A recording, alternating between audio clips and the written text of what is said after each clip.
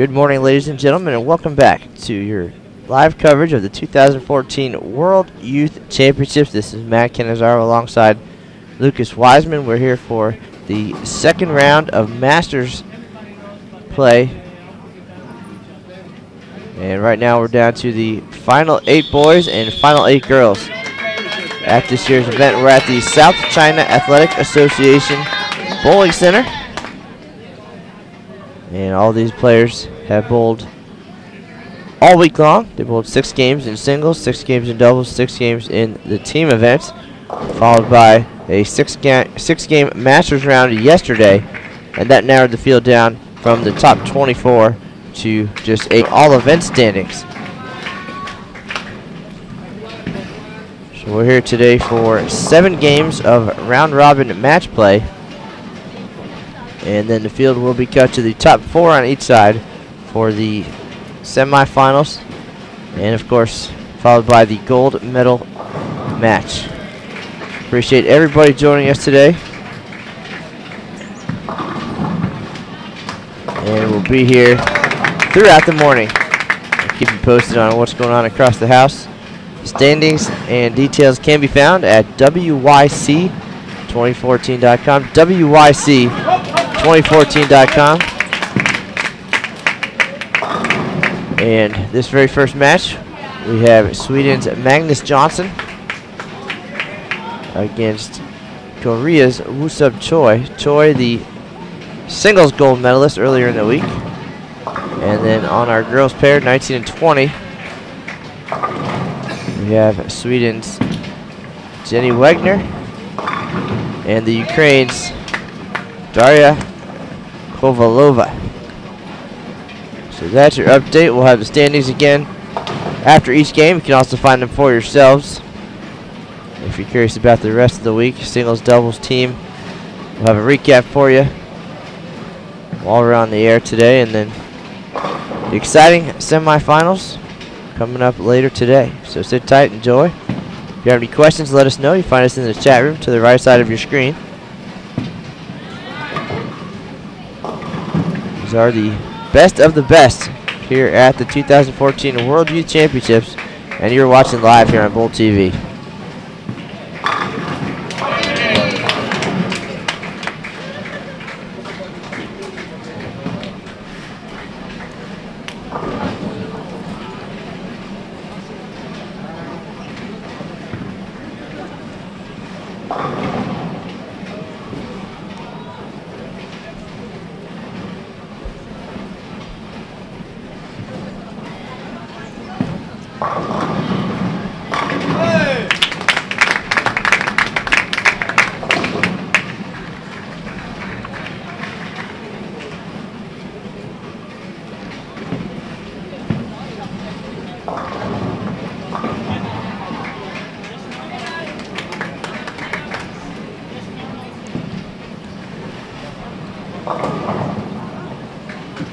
All pinfall has carried over from the 24 games this week, and during these 7 matches, 20 bonus pins awarded to the winner, 10 awarded for a tie. Again, at the conclusion of this round, the 31 game totals plus bonus pins will determine the top 4 for the semifinals in each division.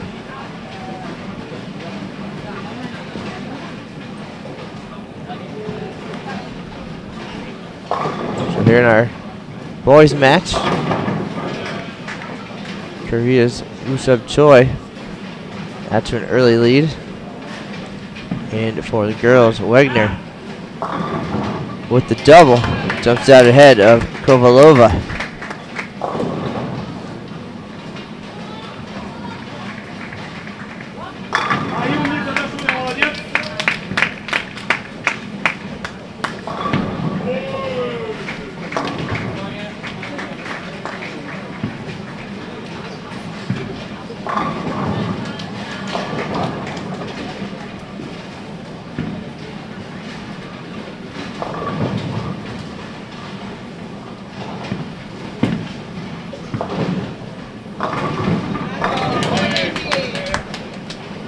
Wagner strikes again.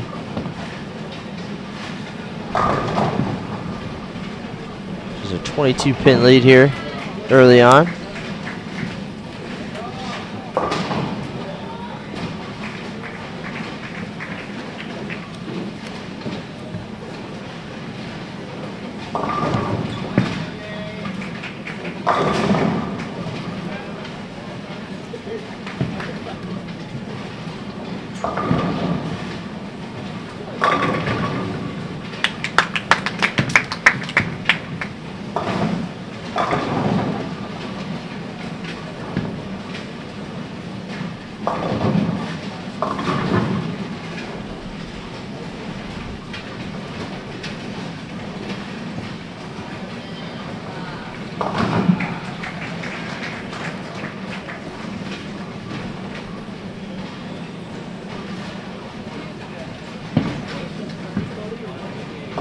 And entering today's round robin match play on the boys' side, Junior Team USA's Wesley Lowe on top of the field. A 27-pin lead over his teammate Cameron Doyle. And Jesper Svensson from Sweden is third.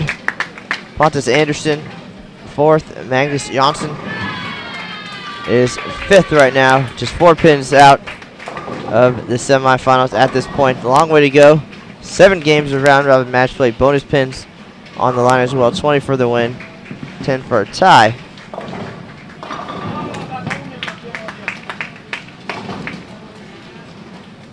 On the girls' side is Japan's Shion Izumune.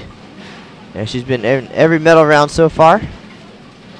And she's got a 36-pin lead over the United States' Mary Wells, followed by Kovalova, who you're watching now on our featured pair. And in fourth right now is Sanna Passanen from Sweden.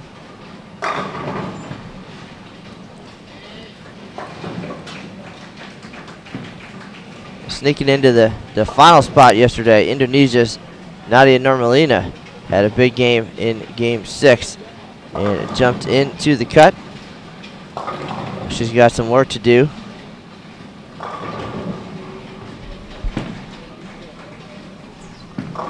Wagner still perfect through 5. Again, in the Masters round, 2 different patterns being used here. We saw 2 all week long. On the left lane is the 45-foot Mexico City pattern, and on the right, the 35-foot Beijing. So pretty significant difference, obviously, in the lengths of the patterns and how you would play them. Also, typically would require different equipment choices, so kind of a mental challenge as well. Keeping track of each lane and each different pattern, how to play them, which ball is which. You don't want to be the guy who steps up and forgets which one's which.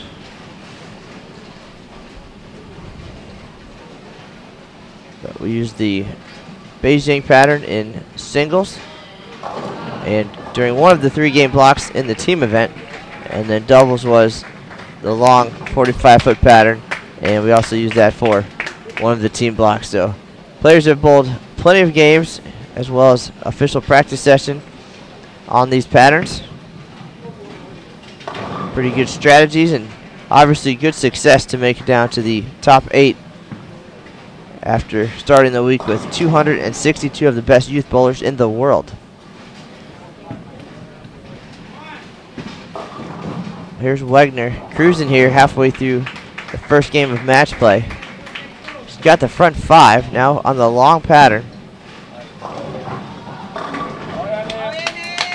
That one was left at the arrows, but Brooklyn for the front 6. She's coming into match play in 6th place. 90 pins off the lead.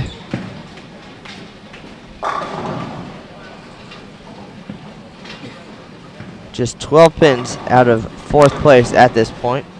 Again, the top 4 advance to the semifinals later today. And at that point, all seeding matters for is lane choice. And once you get there, you're guaranteed at least a bronze medal. Winners in the semifinals advance to the gold medal game. Simple as that. And we'll have it for you live on Bowl TV as well as live on local TV here in Hong Kong.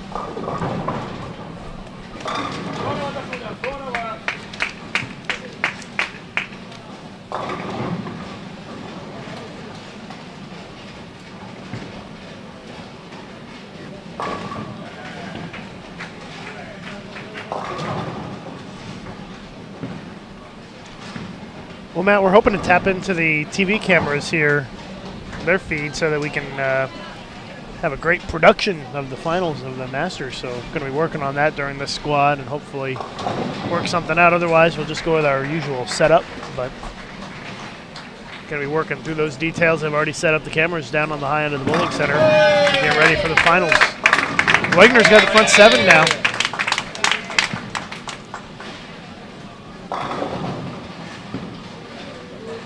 She must be reinvigorated after a night out at the ladies' market. Saw her and her teammates trying on belts last night at the ladies' market.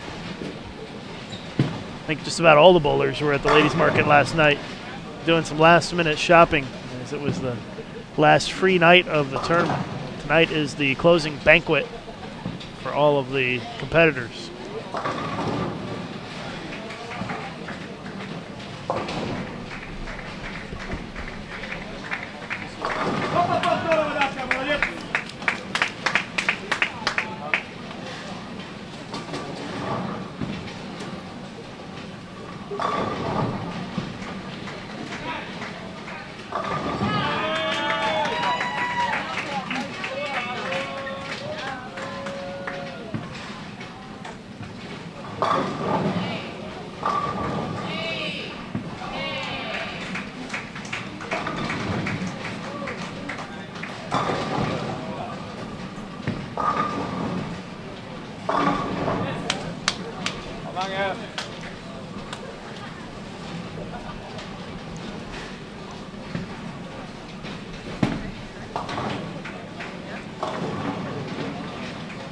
All right, Wagner's run comes to an end at 7. She missed left on that lane before, went Brooklyn, and now gets that one wide right, leaves the 2-pin. She definitely is in control here in this match. And in our boys match, Choi in control as well.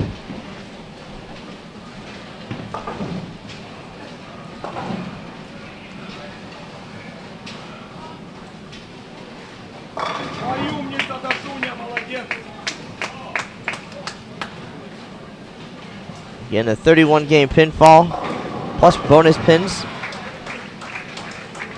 will determine the top 4 after this round.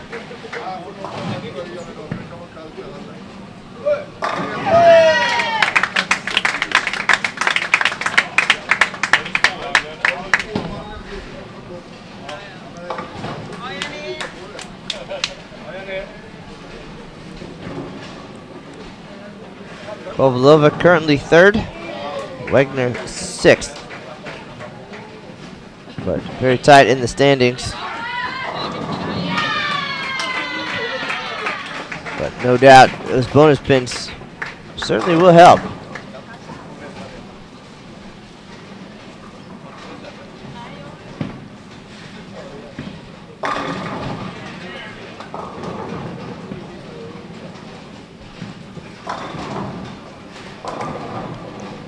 Magnus doesn't want to go away. Staying in this match with 3 in a row there.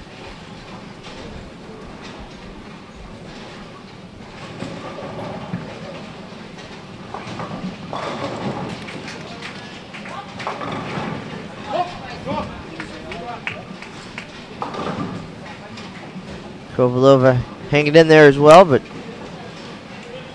her short string ends with the 4-7. Lucky to get the 10 out there, avoiding the split.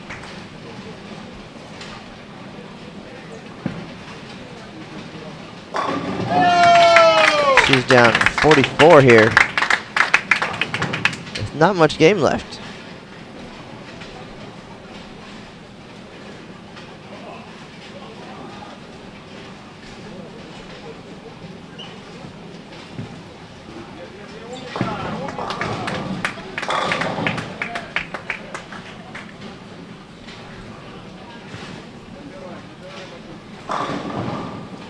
On the boys' side, Choi currently in the 8th position. And he's got a lot of work to do if he's going to get up to the top 4. Disaster there for Magnus.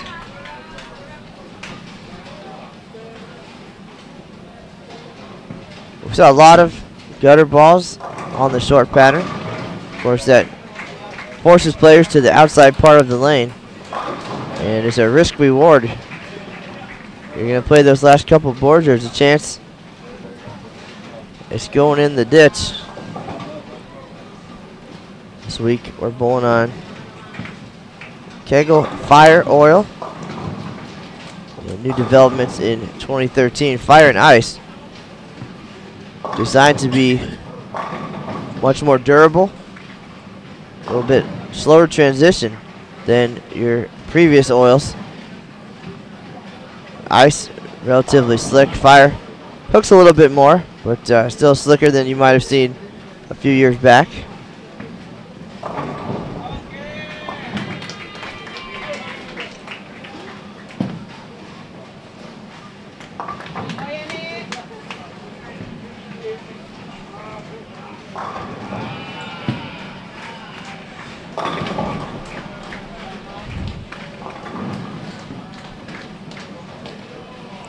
Once again, you're watching live coverage of the 2014 World Youth Championships Masters Round 2.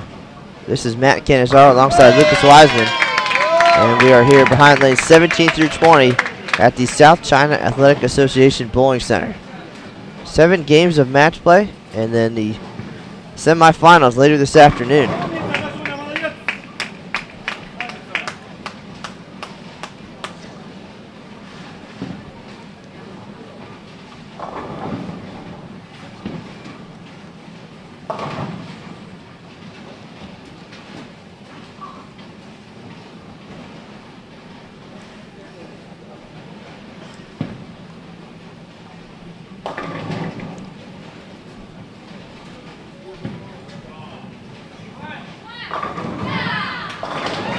And we will have different bowlers on the featured pairs each game.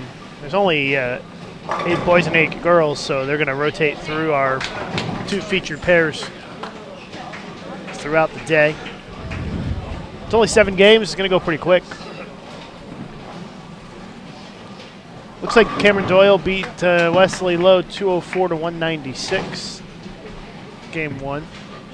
His first one to finish up.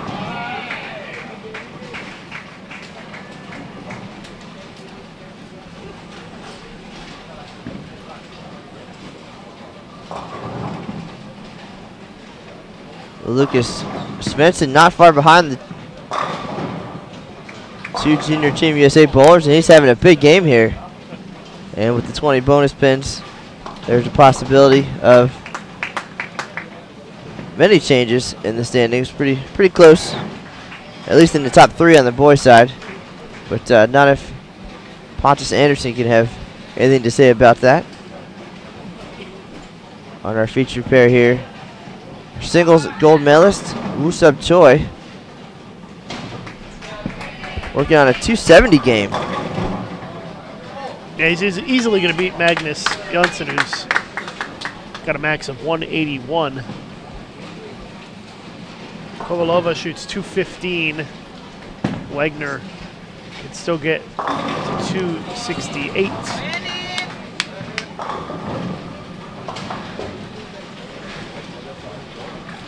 Ishimoto defeats Izumine on the girls' side. 198, 183.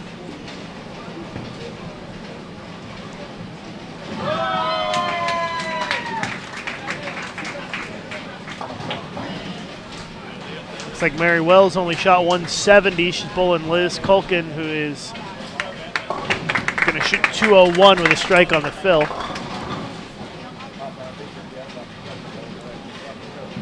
Nurmalina of Indonesia, 179. And she loses her opening game to Pasanen, who had 219. So that's an update on all the girls' matches for you. Matt, maybe you want to update the rest of the boys' matches. I updated Doyle and Lowe already. Well, a little hard to see the end pair from here. It's Michael Mack, 215. Rafiq Ismail, 190. 189. Need to get you some glasses there, son. Some binoculars. Get some coaches standing in the way here. Little challenging. There's still a lot of team support here, family and friends watching these top 8 boys, top 8 girls. If you're the coach for Sweden, you have to be feeling pretty good this week. 3 of the 8 bowlers right now are from Sweden, 2 bowling each other, and Anderson finishes with. Wow, interesting. They both missed single pins in the 10th to tie. Tie at 236. Svensson and Anderson, 236, 236. Both 9 missed in the 10th. That's interesting. We're seeing how the Sweden coach must be proud, but some spare shooting blunders there. Certainly costing both bowlers a few pins, both in count and in bonus pins. But we'll have the updated standings for you on the official side here. Yeah, you get 10 pins for a tie. So they each get 10. Choi, 249. Janssen, 171. Wagner, 257 to 215. Game 1 comes to a close. They move to the next pair and get started at game 2. Moving right along. Lucas, that 10th frame, it could be huge down the road. But again, 7 games of match play today, 20 bonus pins for the win. And our top 3 on the boys' side. They're looking pretty good at this point. They're pretty good to make it into the top 4 at this stage, but obviously you got 6 games left. But they were pretty far ahead, weren't they? Yeah, they were 220 pins ahead, 250 pins 250, ahead. Yeah, that's a lot. And they didn't bowl terrible the first game.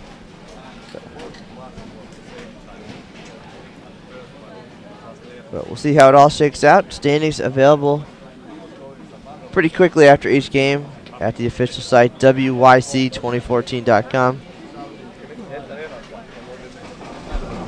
If you want a recap of any of the other events this week, singles, doubles, or team, you can check out bowl.com.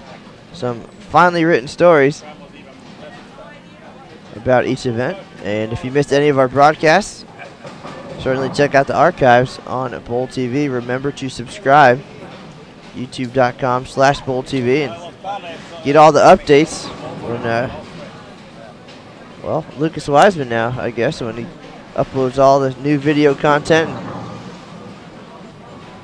A lot of good stuff on there. We'll have a 15-hour flight on the way home, and it's a perfect time to catch up on my Bowl TV.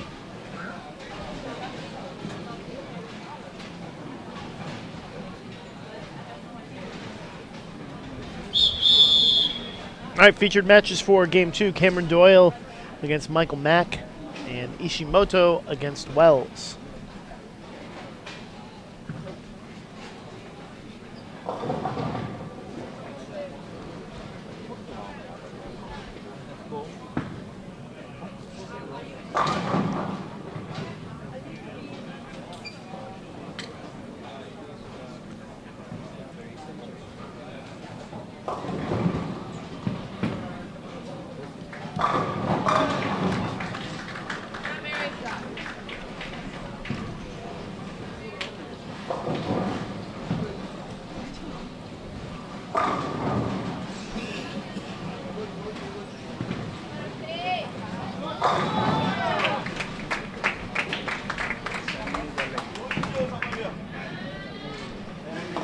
Things moving along quickly here.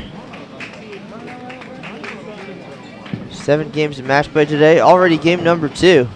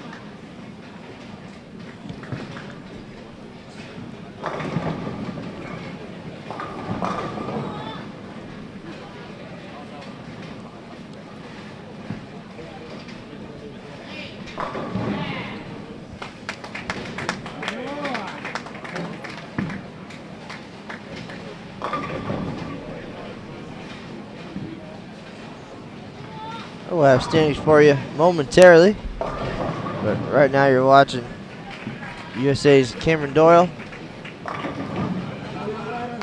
against local favorite Michael Mack from Hong Kong and Ishimoto and Mary Wells, Team USA in Japan.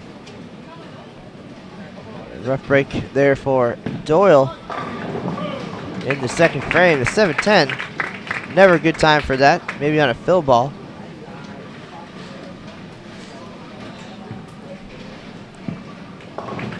But Doyle defeated our leader, Wesley Lowe, in the opening game. Not sure if it was enough to get around Lowe.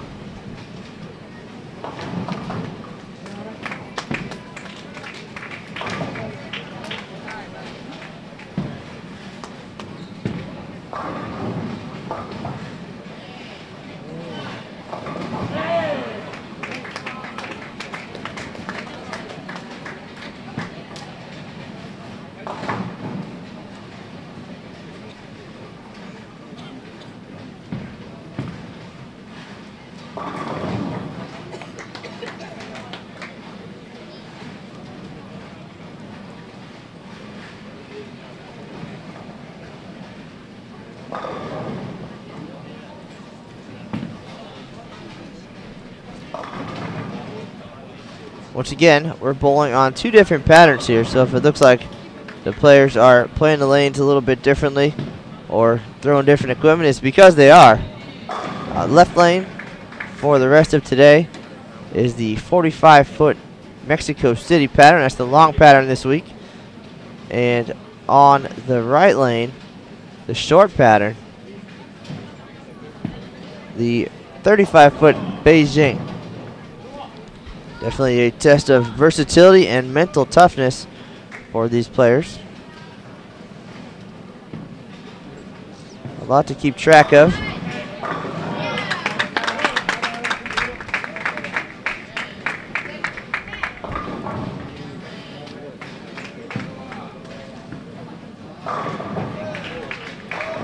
This pattern's certainly not easy, and as the USBC Managing Director of the National Governing Body, Neil Stremmel, said during the team finals, he considers the Mexico City pattern among the toughest of the 12 patterns in the WTBA lane pattern bank. And those two patterns chosen just before opening ceremonies last Wednesday.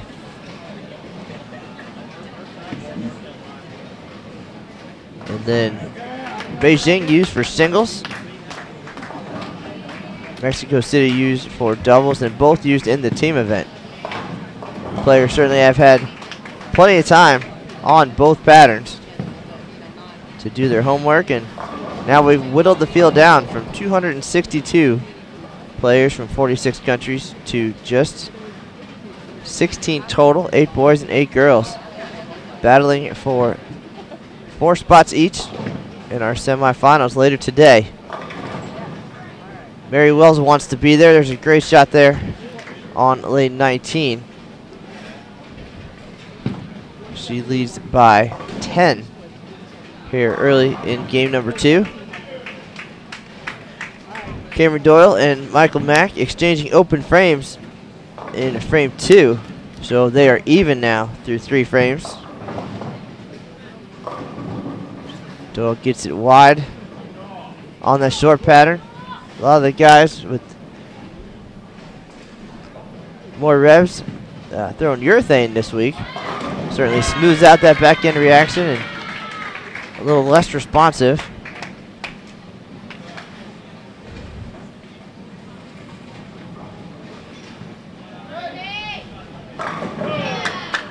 Yeah, just one pair to our left. You could probably see his ball rolling down the lane. Rafiq Ismail from Malaysia has the front 5 against Wesley Lowe.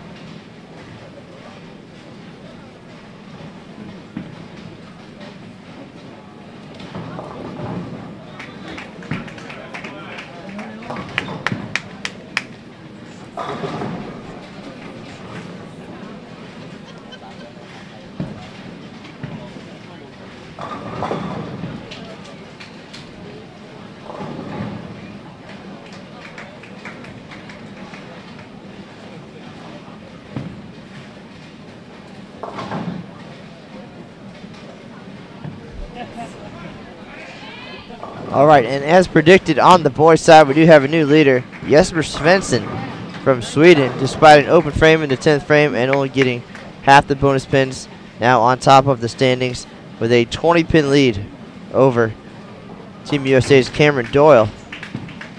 Wesley Lowe 1 pin behind Doyle, and then a pretty good separation, 200-plus pins between 3rd and 4th. Pontus Andersson from Sweden now in the 4th spot. I think there's going to be a little bit of a battle for that final semifinal position. Top 3 have to be feeling pretty good at this point, 239 pins or so.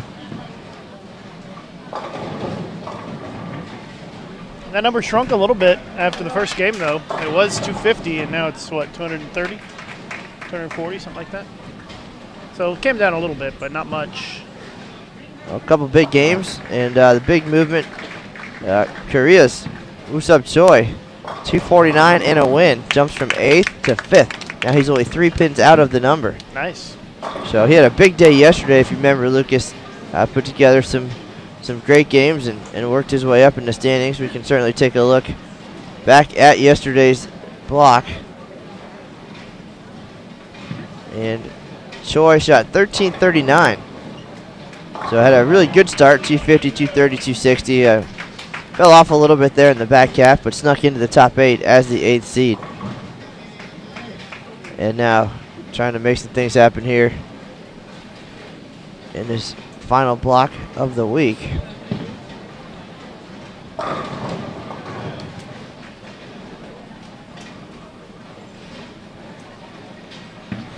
Girl scores not yet updated. We'll get you those as soon as they're available. And here in our featured pair, Michael Mack, the hometown favorite. He's just 24 pins out at this point. And a big double here against Doyle gives him the lead halfway through. Doyle answers.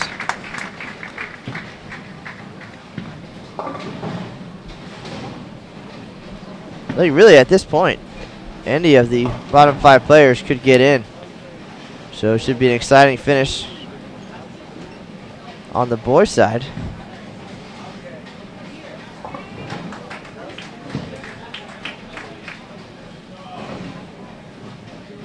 Do appreciate everybody stopping by. And we got a big crowd on hand in person as well. And I have a feeling we're looking at an exciting TV show today. A lot of dignitaries and local bowling fans. Anytime you get bowling on local television, it's a pretty big deal. So the tournament host here, the Hong Kong 10-Pin Bowling Congress, the South China Athletic Association Bowling Center, and our main sponsor, the Chinese Gold and Silver Exchange Society. All very supportive, and a great event this week, great staff, a great facility. Couldn't really ask for any more out of a World Championship event.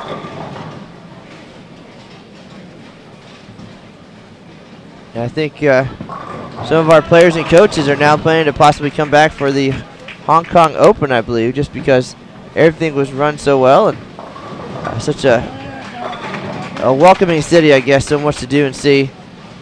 Along with bowling, so a great experience for all of us. And some of these folks looking to have a even better experience making the semifinals today, taking home some more hardware.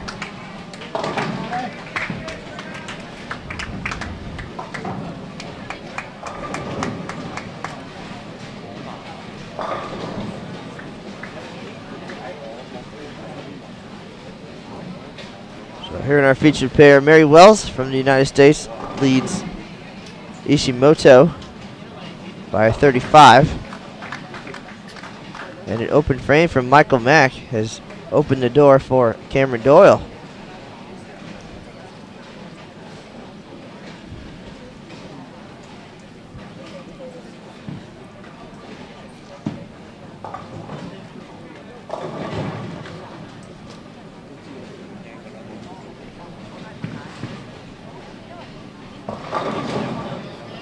Doyle will lead by 13 with a spare here.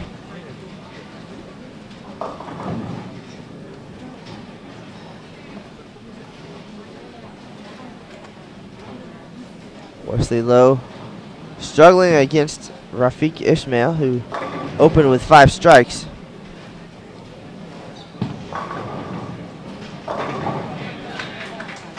So Wesley probably not going to win this match, but can hang on and get as many pins as he can, of course.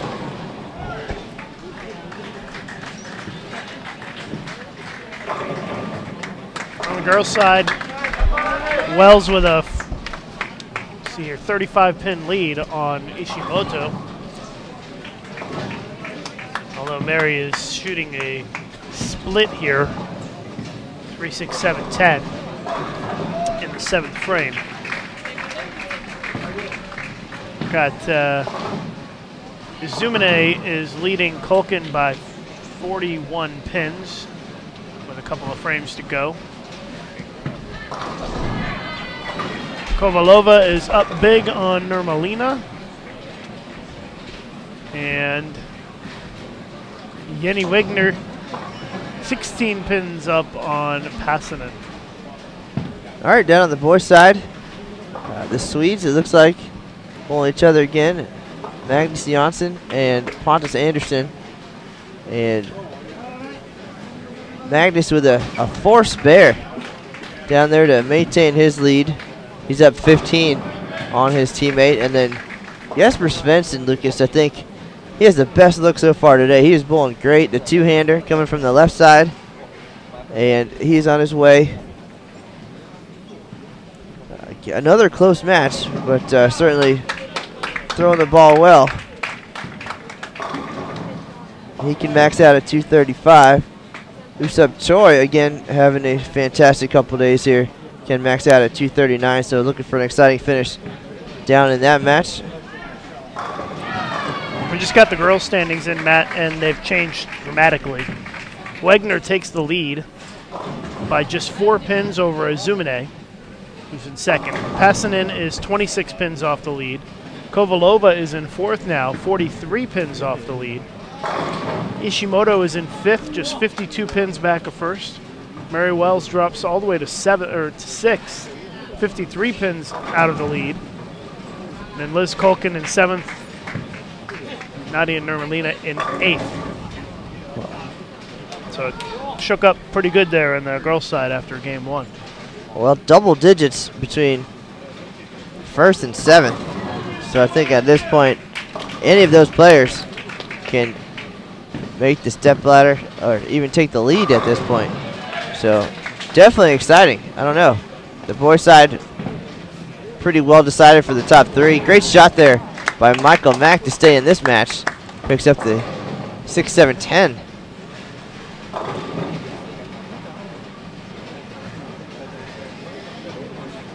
But Wesley Lowe continues to struggle on the boys' side. Best he can do is 184. And it's got to be tough for him, seeing the 2 left-handers beside him having a strike-a-thon. And Wesley having a rough couple games here. Yeah, Wesley's got to be careful. He doesn't want to start to drop too much. Start putting together a bunch of 170, 180 games when your opponents are shooting big games. Could be in trouble after a while. Doesn't watch it. 7 games, definitely a sprint, but throwing the bonus pins and at least want to keep it close. Be around par. Couple big games, pick up a win or 2. It is a sprint, but it's the longest block of the whole tournament. Prior to this, 6 games was the longest. World Championships just tends to be a real quick sprint for all the events, although the Masters is a little bit longer now. They've changed the format of the Masters a few years ago. Went to this round robin deal. For those who don't say bowling is a sport, and if they bowled only 6 games a day, sometimes they didn't even bowl 2 days in a row. Some of these players are looking pretty banged up. And we've seen the trainers, we've seen the athletic tape, and just banged up hands and ankles and different things, and it really takes its toll. It's certainly 6 games a day of intense competition on the biggest stage. And endurance, they're not short days by any means.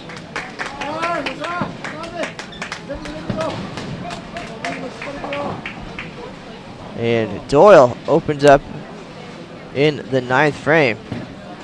So with a spare here, Michael Mack can pull within 3 pins heading into the 10th frame.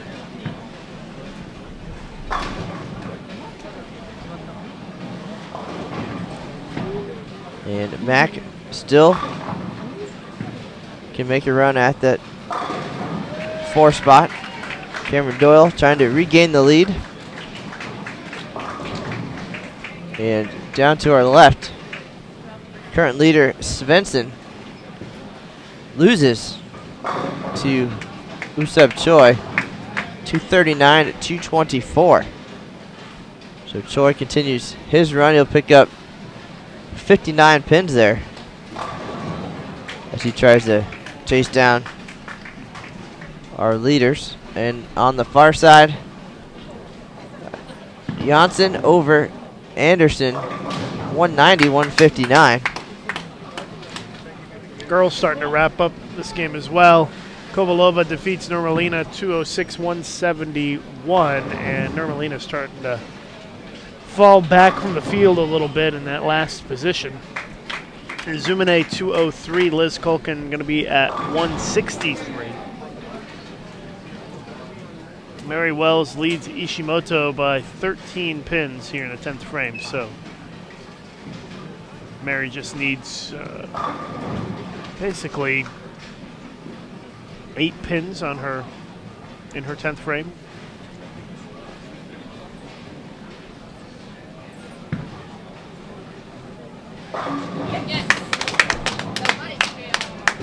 Big double in the 10th for Doyle, as he will have a chance to shut out Michael Mack with 8 on the fill.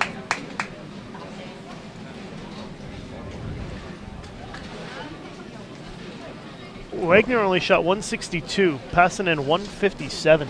Girl scores in the toilet this game. Seriously. Really only a couple good scores across the board here.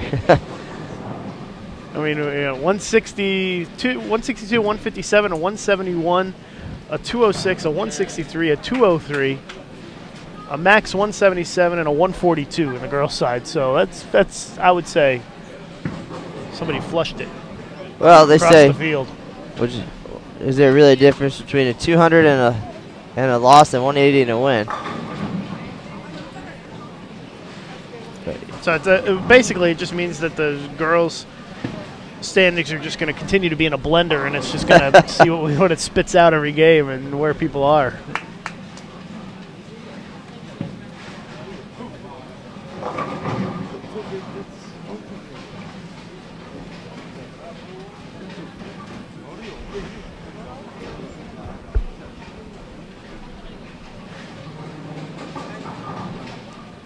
I guess if you're Mary Wells, anytime you can shoot 177 and gain ground on the leader, that's got to be pretty encouraging. Picks up, 15 pins on Wagner.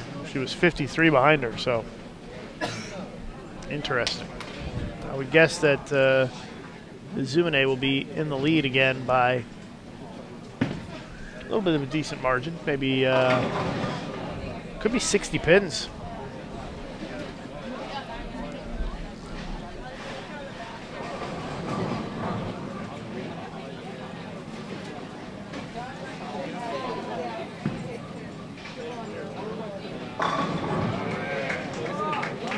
Game 3 coming up here. 7-game round. Round robin match play. Only 8 players remain on each side.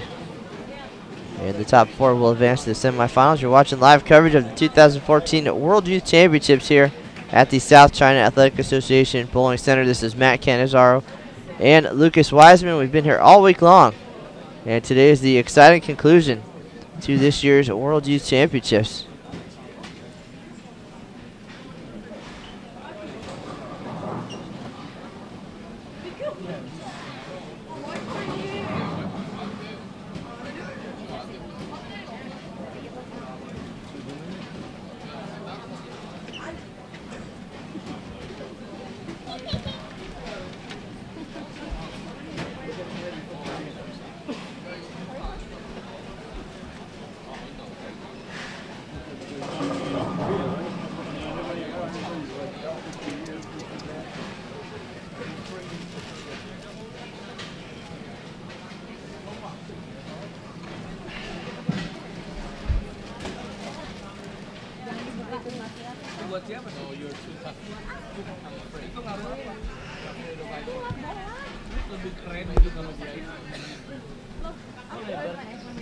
Well, game 3, getting ready to get started here as they're moving to the next pairs. Looks like we'll have Choi and Anderson for game 3 on our boys pair.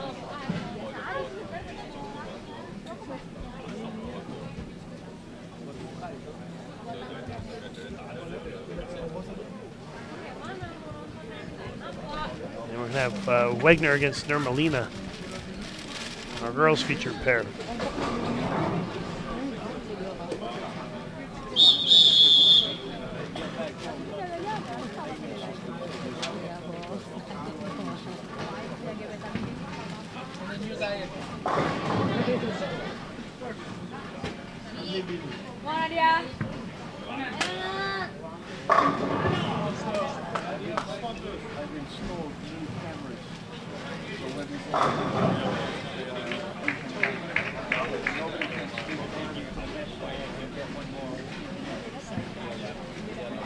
All right, game 3 underway. And the march towards the semifinals continues here. Our featured pairs, 17, 18, 19, 20.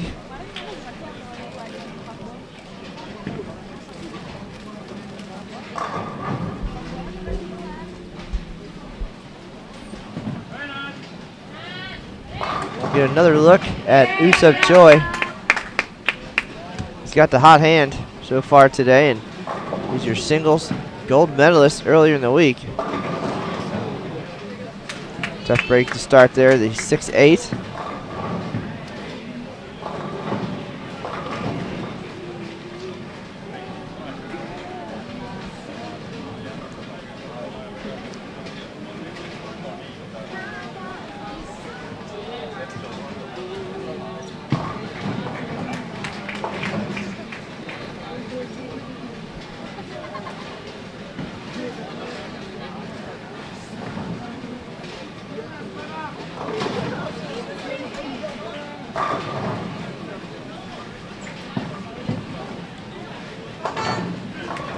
Wegner shot 162, picked up a win, game number 2. She bowled well on our featured pair in the first game.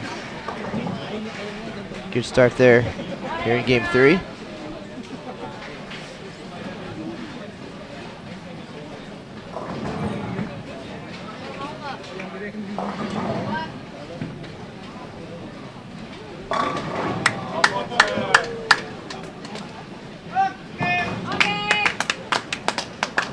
Big double for Anderson. He was hanging around. He was 4th after 2 games.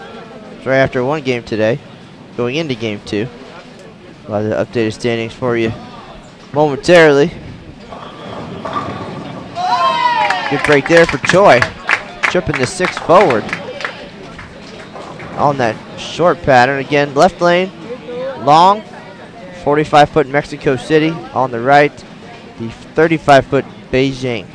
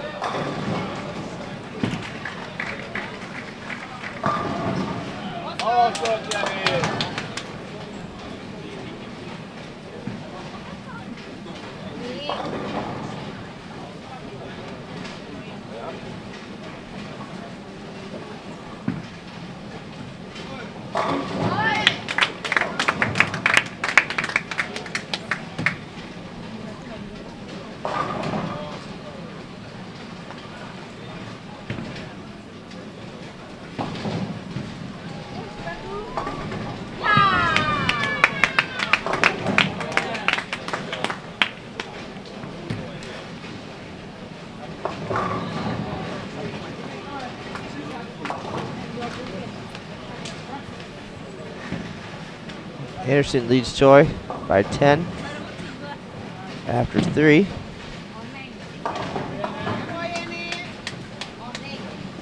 And Wagner up by 3 over Normalina, who snuck into the top 8 with a big final game yesterday.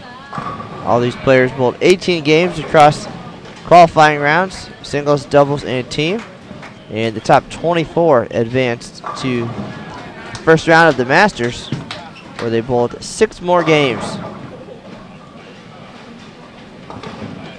And before the field was cut down to 8 boys and 8 girls for this round robin match play round.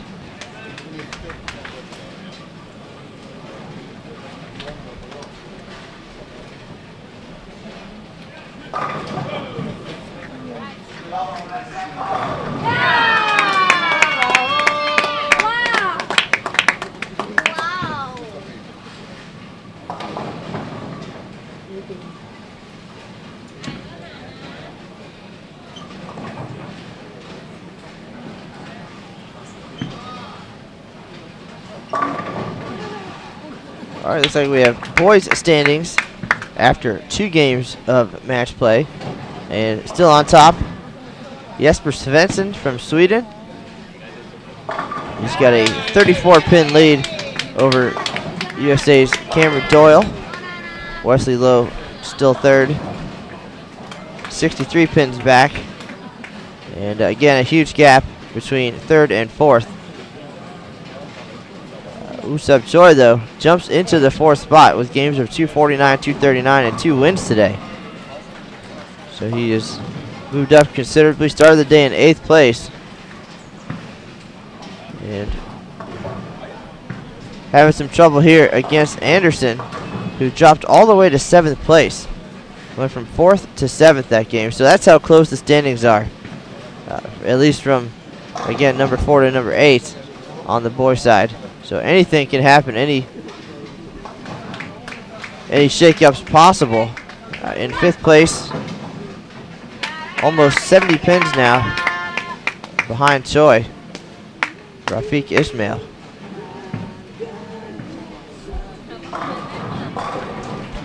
So we've seen a few big games, and as Lucas said, some in the toilet.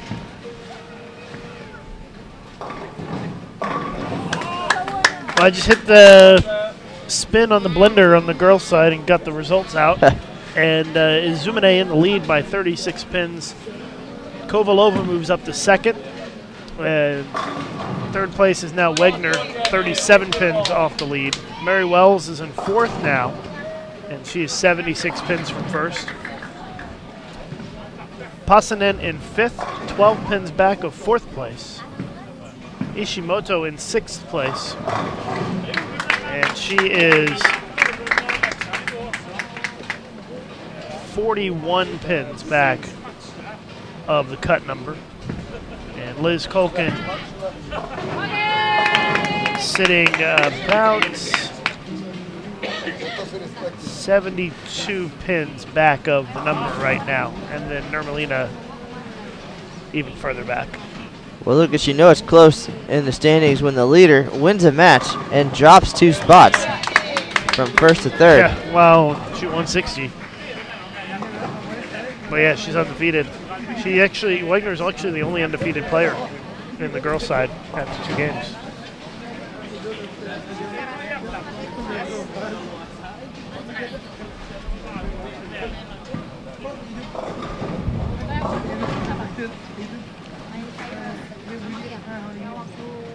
And Kovalova, standout collegiate player, she's quietly moving along here. And bowling steady. And creeping her way up the standings again, all the way up to 2nd place.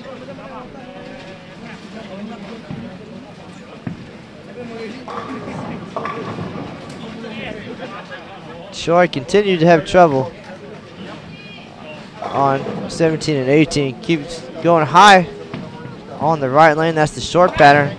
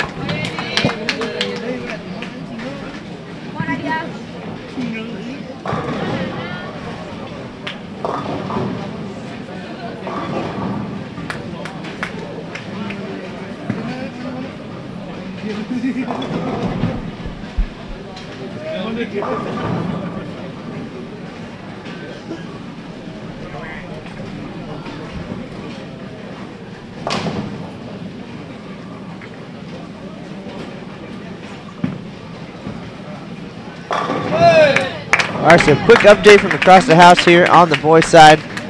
Wesley Lowe and Michael Mack in a one-pin match through 7 frames. And Wesley can shoot 248, Michael Mack at 247.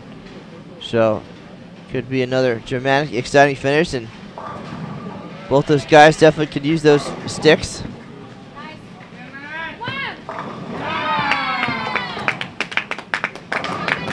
And Ismail from Malaysia with a sizable lead over Cameron Doyle.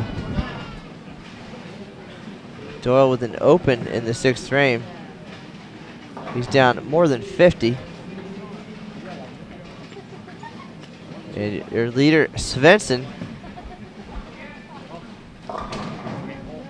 leads Magnus Janssen by 26 halfway through their match. One pair to our left.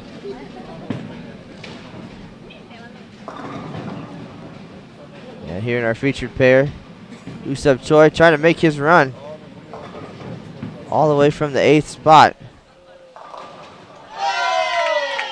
Gets a big strike there on the right lane for the double. He struggled there the last 2 times.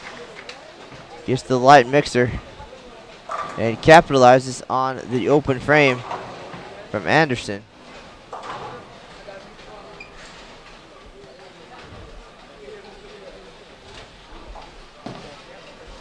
Looks like Wegner might be on her way to her first loss here after 6 frames. Still early though, but Nermalina has given her a bit of a challenge. Nermalina up by 9 pins and working on a double.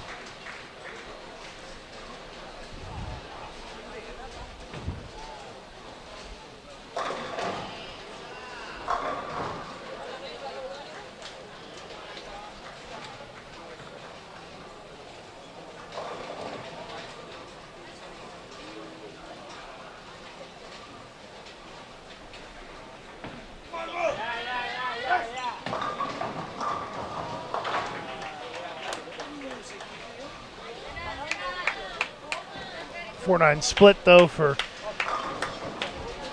Nermalina is going to give Wegner a chance to take the lead.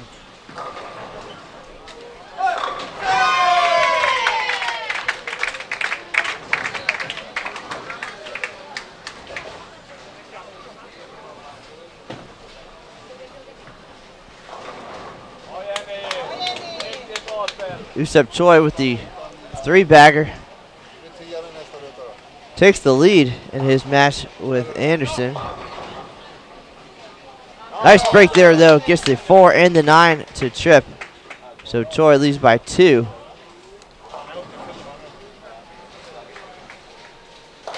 Nice run for the Korean here in the back half of game 3.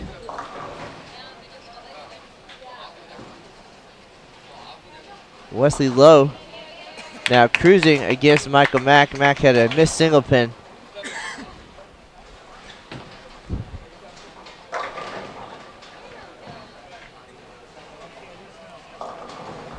Cameron Doyle down 57 to Rafiq Ismail.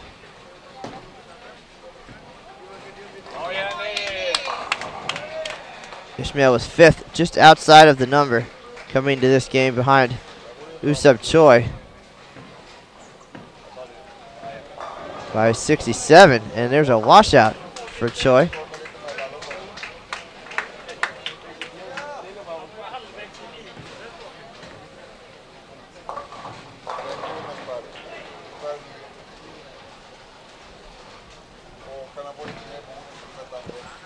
Open frame here for Normalina. Gives Wagner the lead through 7 frames.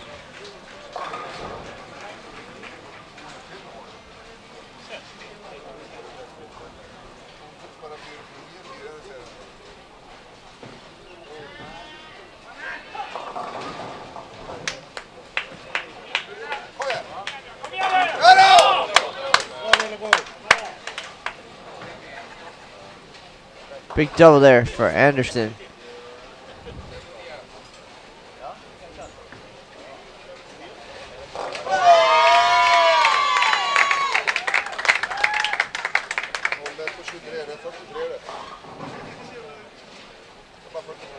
Best Choi can do, 201.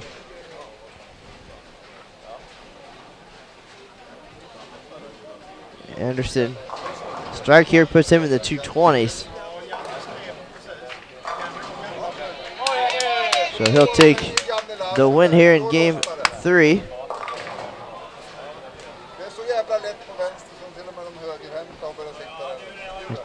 The double was huge.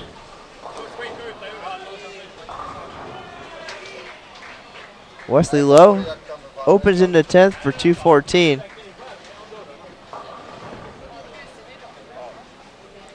Still has enough to win, though, looks like. Yeah, Michael Mack, the best he can shoot is 204 now. He had a chance to tie it up, but was unable to double in the 10th.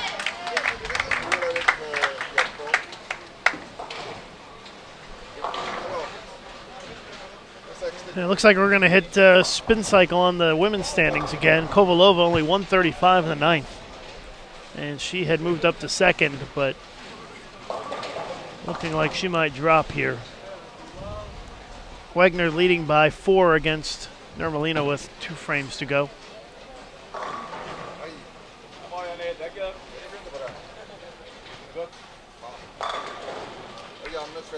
Mary Wells 199, Izumine 193. So Wells picks up the win, and she will narrow the gap slightly by 26 pins on Izumine, which means that Mary will be 50 pins behind her.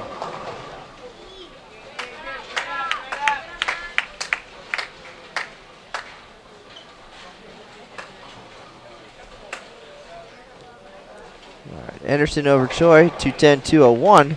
Wesley Lowe, 214. Michael Mack, 204.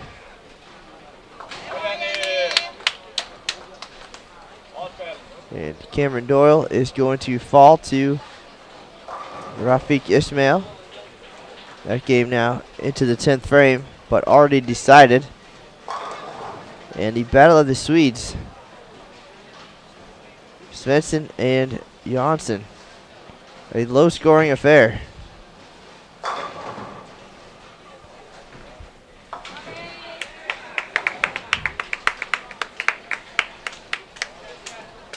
But Svensson leads by 17.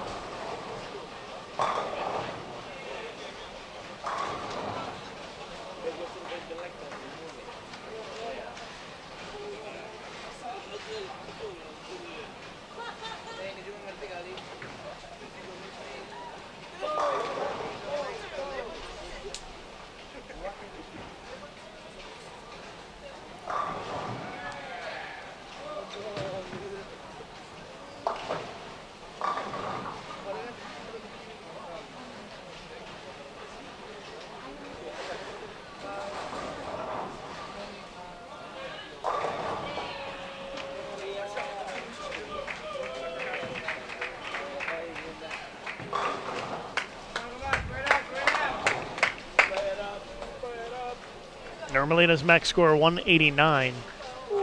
So Wagner just needs a mark here.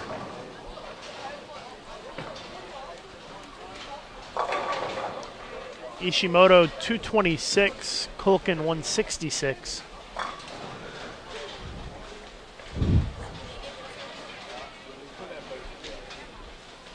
Passanen gonna win with a 169 game. She strikes in the fill. Kovalov only had 153.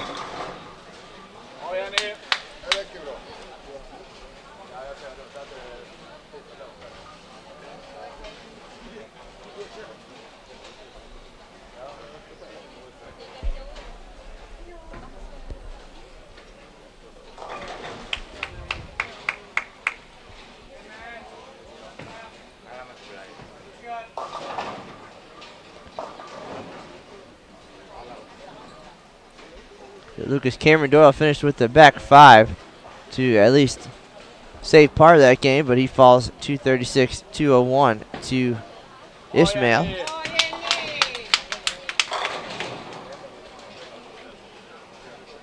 And with Wesley Lowe's win, he should go back around Doyle into second place. Svensson going to pick up a win here. He'll be in the 190s. And still will be the leader after 3.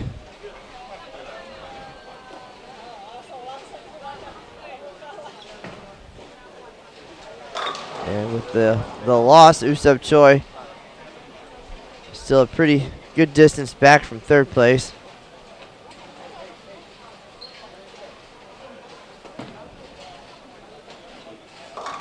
So that 4th spot definitely still up for grabs. But 3 games in the books. We'll have game 4 coming up momentarily.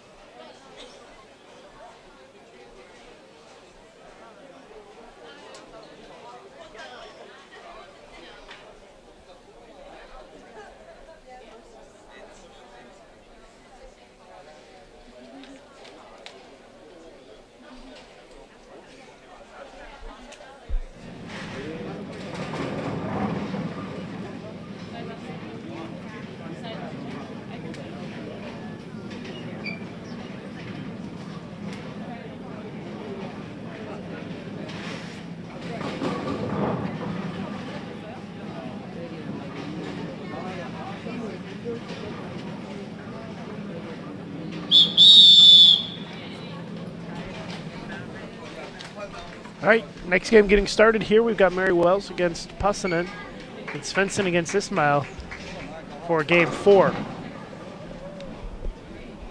All total of 7 games with the top 4 boys and top 4 girls advancing into the medal round this afternoon.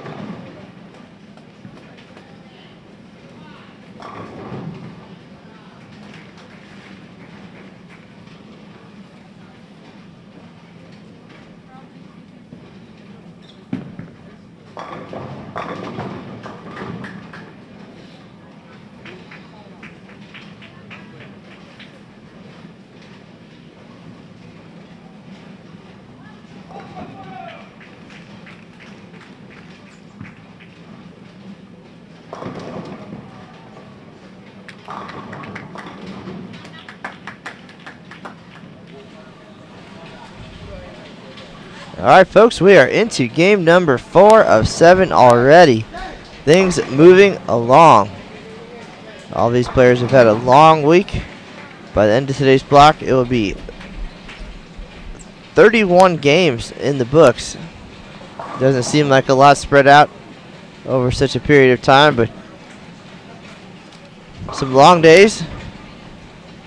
And, of course, all the pressure that comes with bowling here at the 2014 World Youth Championships, the biggest stage in youth bowling.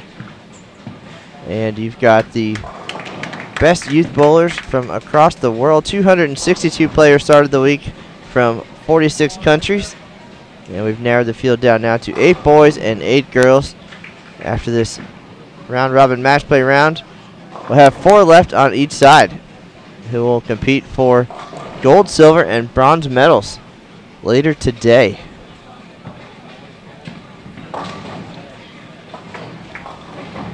This is Matt Cannizzaro alongside Lucas Wiseman, who's around here somewhere talking to the TV folks, as the final rounds of this event will be broadcast on Hong Kong TV as well as Bowl TV. And if you missed any of the previous broadcasts from this week, you can find those in the archives on Bowl TV. Go back, check it out. In a bit of a recap here, gold medals in singles were swept by Korea, Usub Choi and Sujin Yang. And in doubles, on the boys' side, it was Sweden over the USA. And on the girls' side, USA over Japan. And then in the exciting team final, USA cruised to its 2nd consecutive World Championship with a win over Malaysia. And on the girls' side, Japan escaped with a 1-pin victory over Sweden. Anchor bowler Kana Shimoide stepped up and threw a double, needed 9 on the field ball, and got just that, breaking up a split, and sent that team title home to Japan. In all events, it was Wesley Lowe of the United States and Cheyenne Izumune from Japan.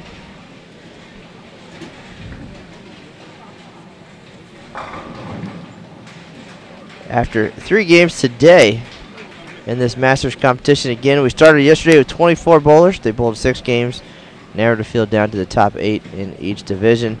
And now 3 games into match play, it's Izumune back on top of the standings. It's been a bit of a seesaw. Some leapfrogging going on, but she's back on top with a 15-pin lead over Jenny Wegner of Sweden, who is undefeated today, 3-0. She's the only player on the girls' side to win all 3 matches. So Wagner 15 pins back in second place. Mary Wells of the United States was our all-events silver medalist, and she is in third place, 50 pins behind the leader. Fourth place now is Mirai Ishimoto from Japan. She had a big game 3, 226 and a win, and she jumps up to fourth place. It's very tight in the standings now through 6 places. 7th and 8th falling off a little bit. Liz Kolkin and Nadia Normalina. Liz nursing an ankle injury, and Normalina snuck into the top 8, but struggling here today. Has not shot over 190, so she falls farther behind. But right now, 6th place Pastanen, just 31 pins out of the TV show at this point, so very close in the standings. She's only 76 pins off the lead. So with 4 games left, anything can happen on the girls' side.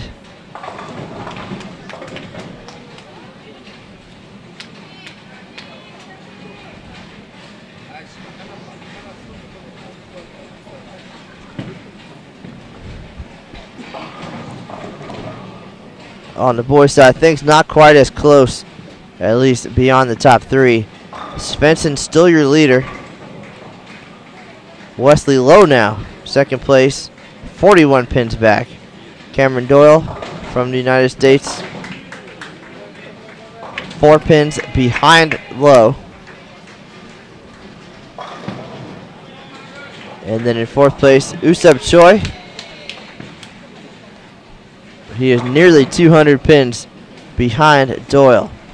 So the top 3 gotta be feeling pretty good here on the boys' side. Fourth place still up for grabs. Only 12 pins separate 4th and 5th. And 6th place, Pontus Anderson, about 70 back. So again, a little more separation there now. It was pretty close, but 7th and 8th falling off a little bit here with 4 games to go. In our featured matchers, we have our leader, Svensson, against Ishmael. And Ishmael fighting to get into the top 4. Had a big game in game 3, 236, 231 in game 2. So he is battling, again, just 12 pins out. Choi, who is in 4th place, is a pair to our left. And he has fallen behind to Wesley Lowe here. So this could be good for Ishmael if he can get something going, but Svensson continues to strike on our girls pair, Mary Wells and Passanen. Again, Wells in 3rd, Passanen in 6th, but only 31 pins out.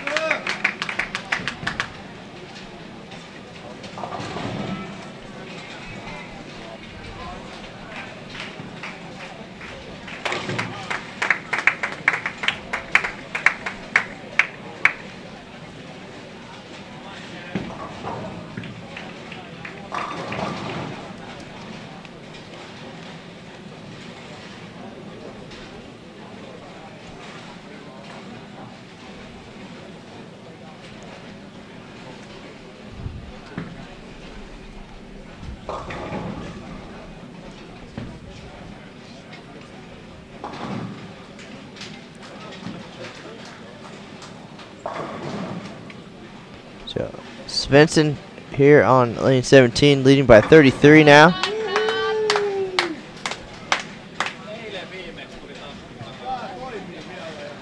And Mary Wells leading by 8 over Pastanen.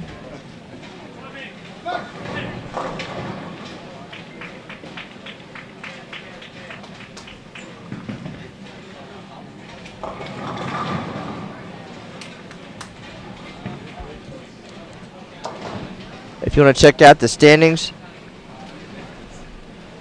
as they are now, or any previous rounds, information about the event, records, you name it, all kinds of good stuff. Even if you want to take a look at the lane pattern, you can visit the official tournament website, WYC2014.com. WYC2014.com. Standings updated very quickly here, especially with only 16 players remaining.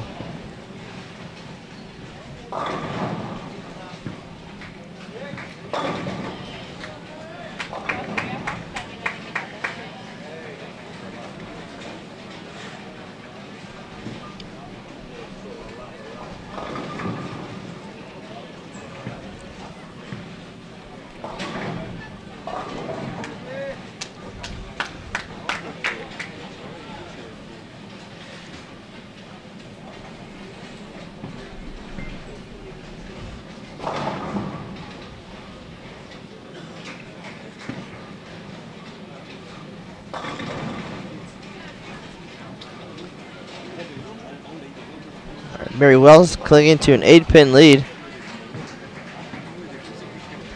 here in our girls match. Her teammate Liz Colkin, a few pairs down, currently in 7th place.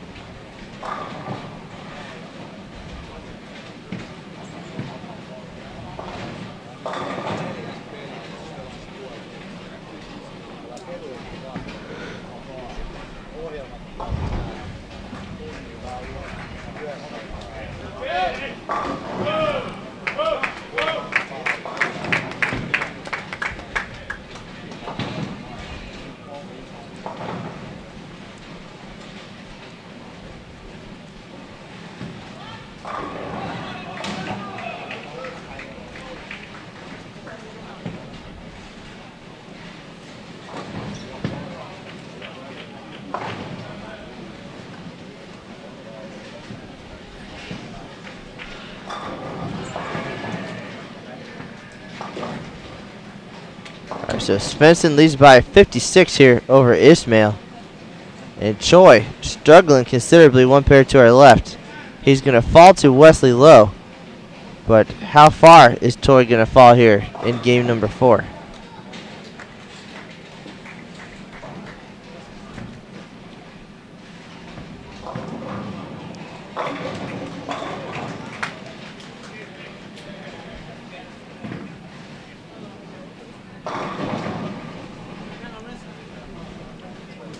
So we got 4 lefties and 4 righties left here in the top 8 on the boys' side.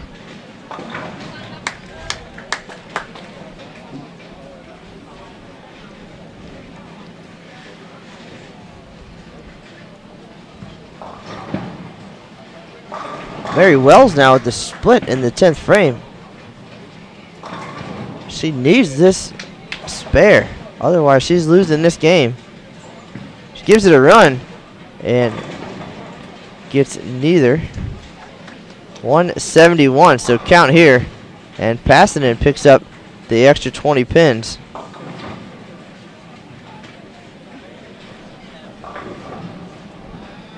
She leaves the big 4 and they tie. How about that for drama? So it looked like an easy win on a challenging condition, though, that 45-foot Mexico City on the left lane. And we have a tie, so a big break there for Mary Wells. Unfortunate 10 pins lost there for Passenden. And they both certainly needed it as the battle continues on the girls' side. 6 players still with a legitimate chance. And 7th and 8th, Colkin and Normalina falling a little bit behind.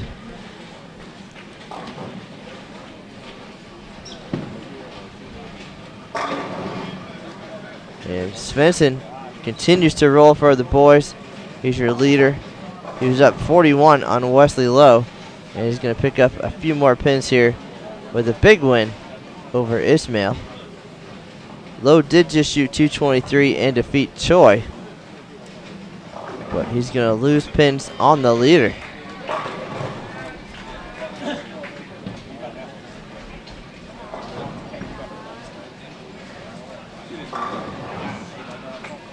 And down on the end pair, Cameron Doyle is going to lose to Magnus Janssen.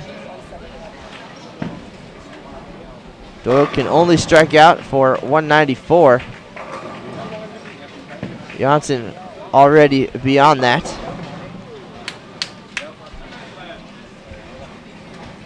Pontus Anderson defeats Michael Mack. Anderson shoots 228. Mack, the best he can get here is 202.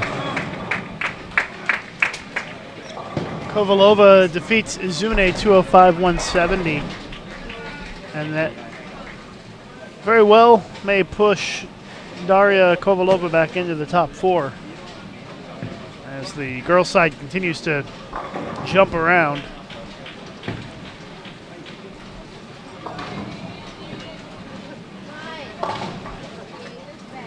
Every game on the girls' side, our top 4 is different bowlers in different positions, it seems like.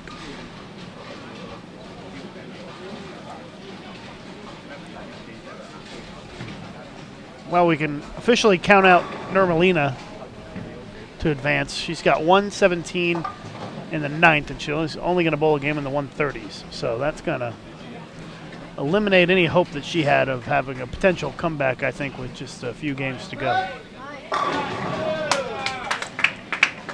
247-181. Svensson beats Ismail. We'll have Kovalova versus Kulkin on our women's pair next game. Well, Lucas, it looks like with that win, Anderson goes around Ismail and Choi into the 4th spot. So a couple bad games there and some movement. It's like walking across the street here in Hong Kong. It's like a game of Frogger, leapfrog. Again, the top 3 looking pretty solid on the boys' side, but 4th place still up for grabs. Still 3 more games to go.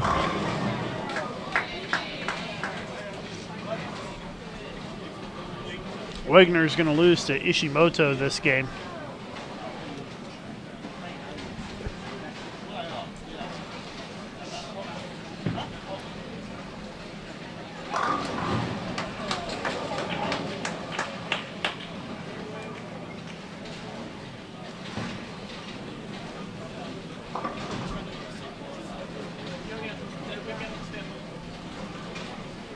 Looks like Wegner may drop a spot. I think Ishimoto might jump ahead of her, depending on how Jenny finishes here. Or should I say, Jenny.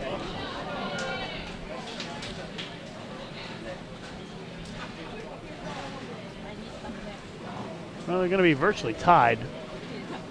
I think it might be a 1-pin difference in favor of Ishimoto.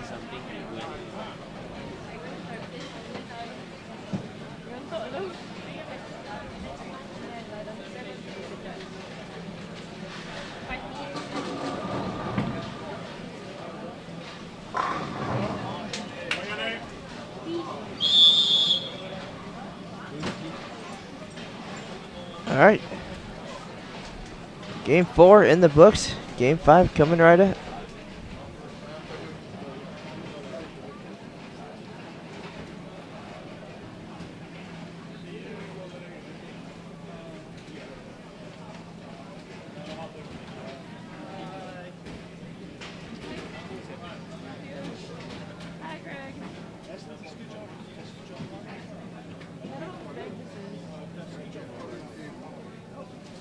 This one's for you. You can sit at this one.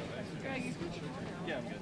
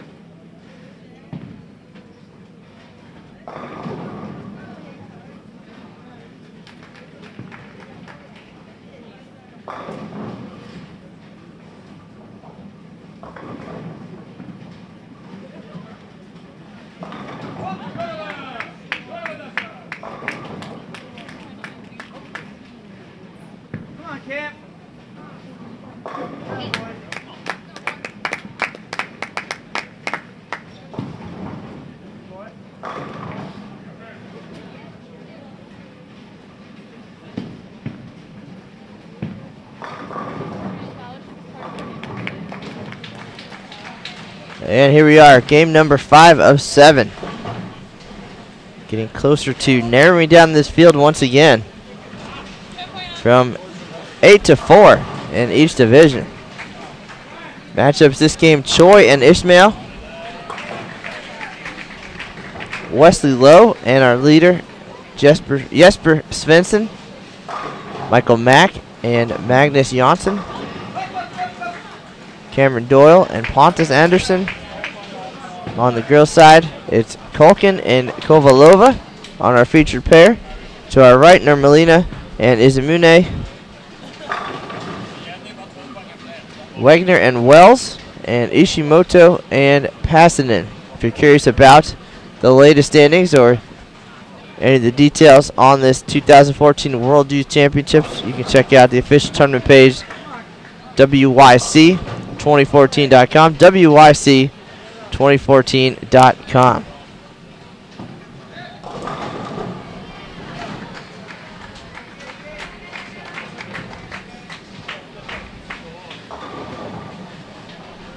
Get you those updated standings as soon as they're available. But once again, you're watching game 5 of 7.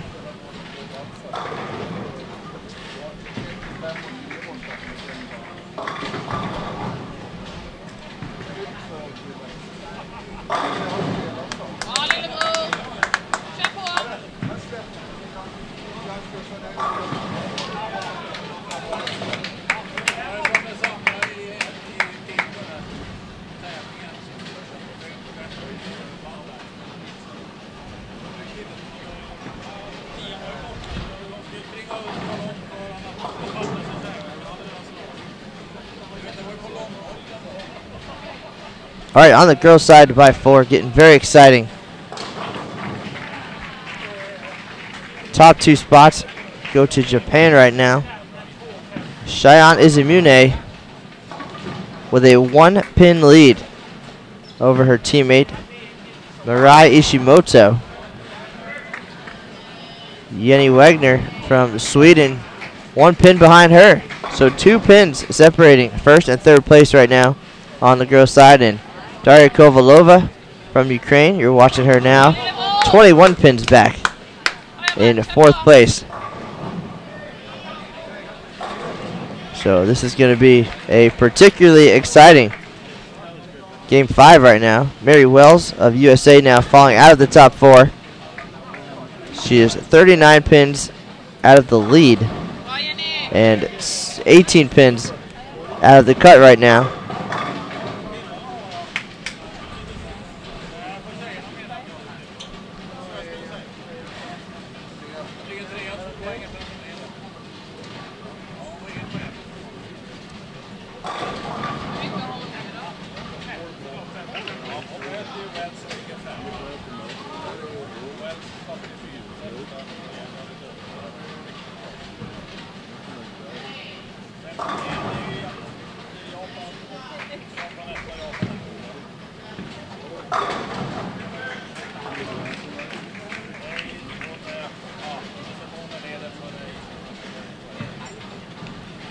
On the boys' side, still not updated.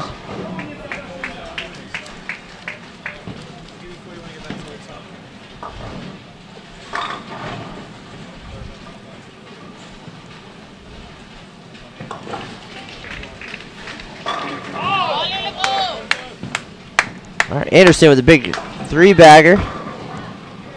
There, he's now down 4 to USA's Cameron Doyle. Doyle's doing some ball work, something not feeling right.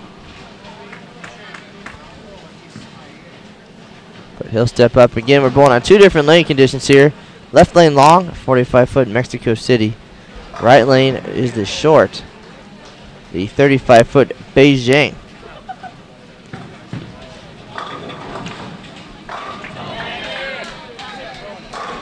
So 2 different mindsets, likely 2 different bowling balls.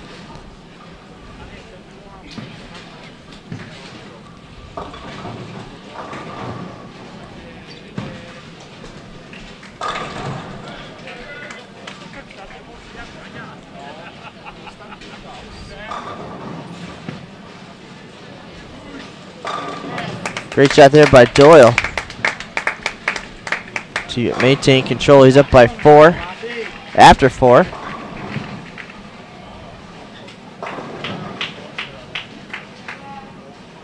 No doubt we're going to see a strike fest out of Wesley Lowe and Jesper Svensson. Jesper with the front 5. Wesley Lowe with 3 out of 5. So he's falling behind here early.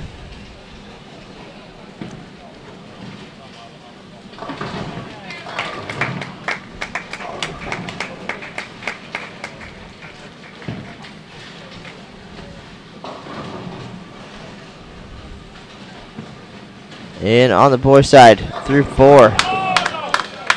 Svensson 65 ahead of Wesley Lowe. Those are your top 2. Cameron Doyle falling back a little bit, but still 198 pins up on 4th place. Anderson, as we expected, now 4th. 11 pins ahead of Ishmael. Usep Choi falling behind. Michael Mack down to 7th place. So that 4th spot still up to grabs. A big game could do it.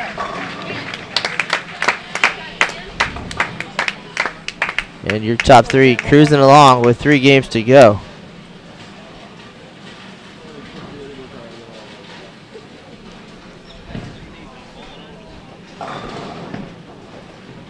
So Doyle's 3-bagger. He still leads by 4.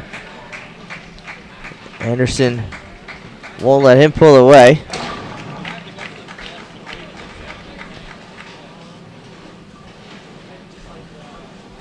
Svensson's run ends at 5 against Wesley Lowe. Looks like he left a 4-6.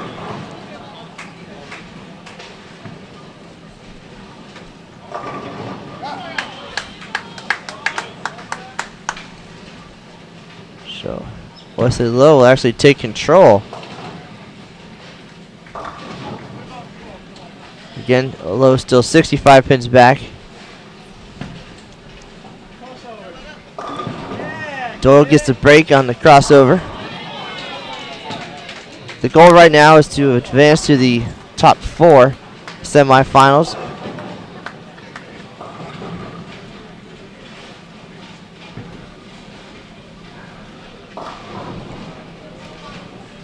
One will take on 4, 2 will take on 3. Losers get bronze.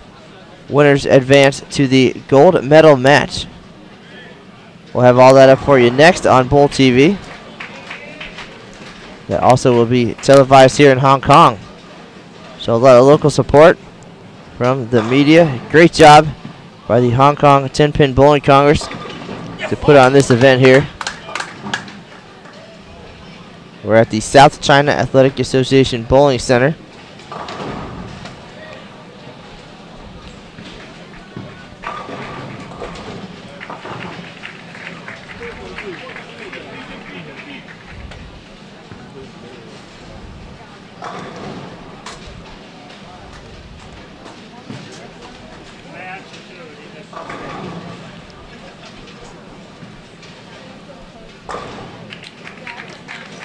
I think Doyle is changing a grip right now. I heard something about an injured finger and hoping the swelling would go down earlier today.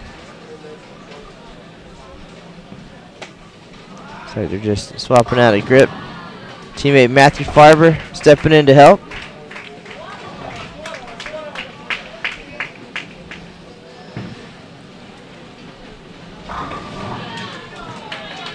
Doyle buying some time, but right now he's up on lane 18. That's the right lane, the short pattern. 35-foot Beijing. I believe he's throwing a Storm Pitch Black urethane ball on that lane.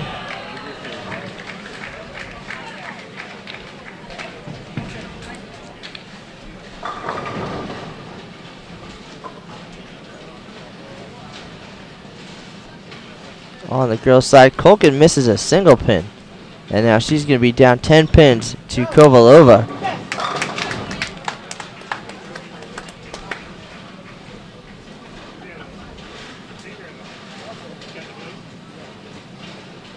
Izamune down 10 to Normalina. Wagner bowling very well this game. Trying to get into that top spot again. Only 2 pins separate first and third place right now on the girls' side. Ishimoto and Passanen. Relatively high scoring match.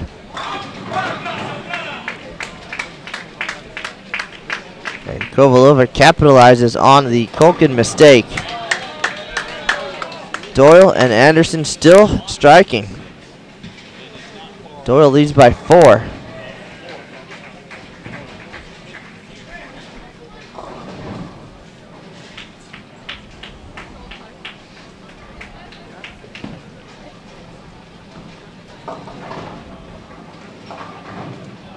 Wesley Lowe in control, leads by 12 over Svensson.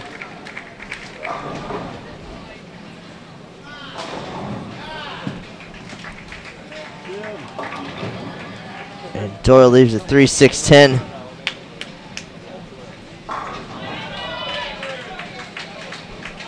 Advantage, Anderson. Michael Mack, 1 pair to our left. Big game right here. Trying to make a move. He's down in 7th place. But he's only about 70 out of 4th right now, so if he can pick up a bunch here, and he's got a possible 279. 2 frames to go. But Anderson bowling well. That's the only downside here for Mack. That a big game will only get him close with 2 games to go, but all you can ask for is a chance.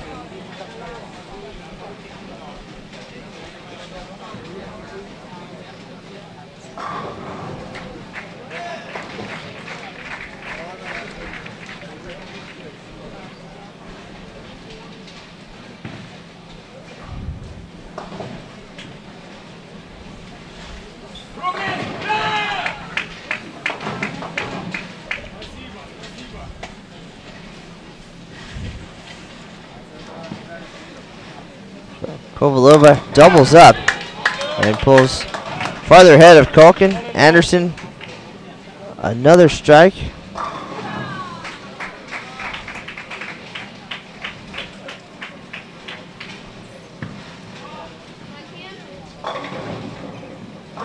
Doyle with the break, but he's still down 20 here.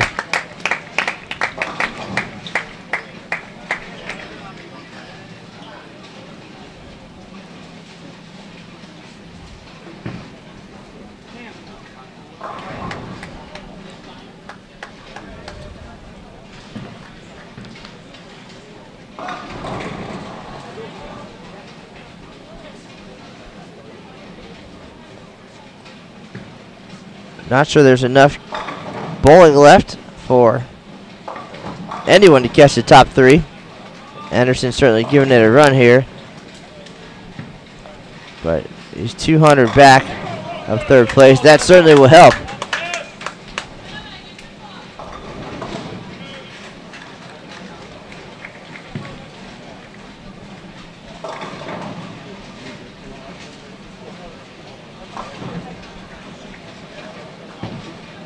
Anderson picking up a win here against Doyle. Another good break, so the pins will help Cameron.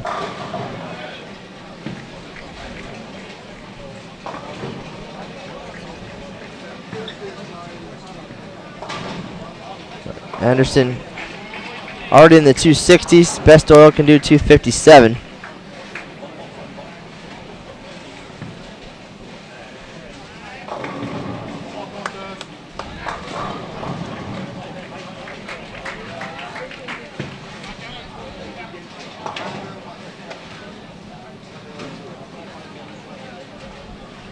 And we've got a match here between Wesley Lowe now and Jesper Svensson. Lowe with the 8 count in the 10th.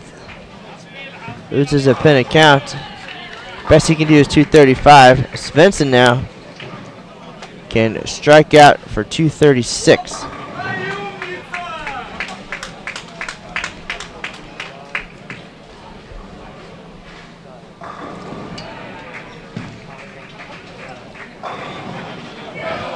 Svensson rolls a 7-pin. So now it's going to come down to the fill ball here. Lowe's going to go first. Possible 235. Svensson 236.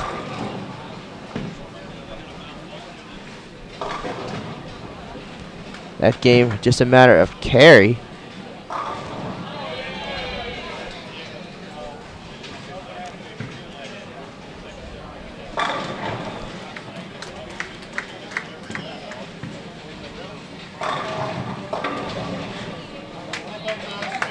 Anderson 275. Cameron Doyle, strike here gives him 257. It's like shooting 237 and winning. Look at it that way, Mr. Doyle. Wesley Lowe finishes with 235. Svensson now up for his final shot. Strike to win, 9 to tie.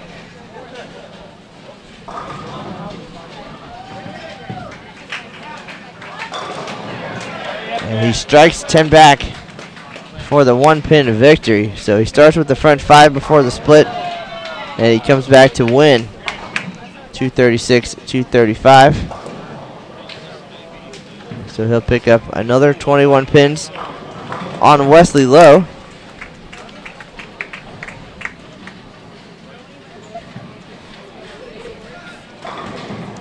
So your top 3 will remain the same.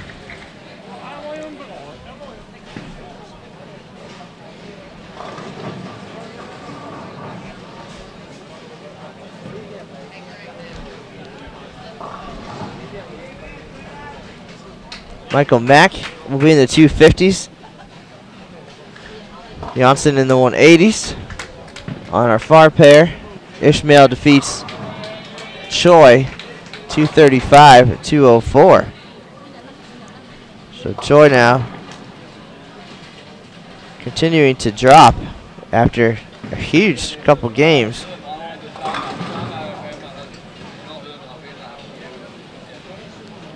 But even with the win, Ishmael loses ground on Anderson, who just shot 275. On the girls' side, Kovalova opens in the 10th but locks out Kulkin. 202 for Daria. Best Kulkin can do, 174.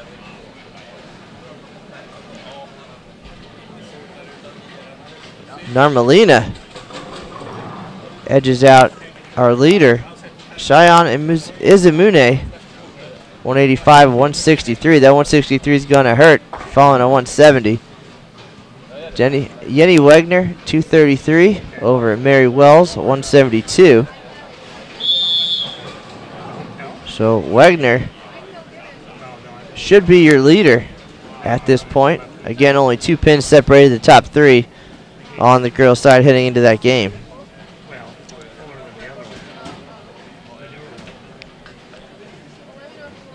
So we'll have Game 6 in just a minute. Thanks for joining us. You're watching live coverage of the 2014 World Youth Championships here in Hong Kong. This is Matt Cannizzaro alongside Lucas Wiseman. Thanks for joining us today.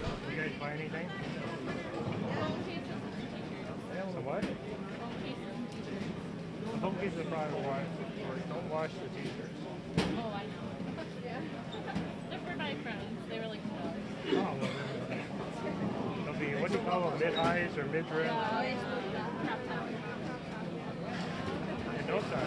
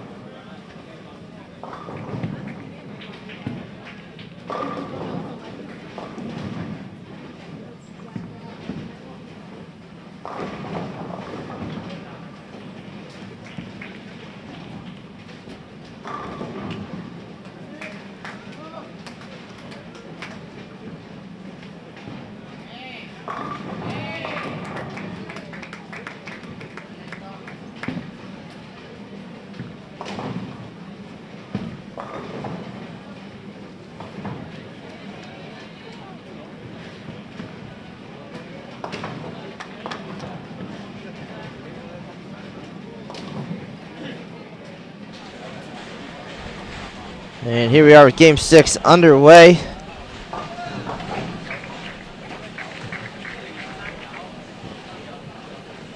We're very close to determining our top 4 for the semifinals here in the Masters competition.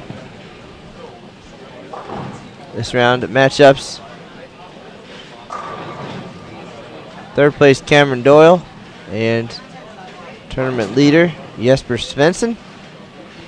Got Usab Choi and Michael Mack. Pontus Anderson, who's in 4th place right now, against Rafiq Ismail from Malaysia. Team USA's Wesley Lowe will take on Magnus Jansson from Sweden. On the girls' side is Passinen and Izimune, Kulkin and Wegner, Ishimoto versus Kovalova, and Nurmalina and Mary Wells from the United States. As soon as the Game 5 standings are available, we'll read those off to you if you want to check it out for yourself. WYC2014.com, WYC2014.com.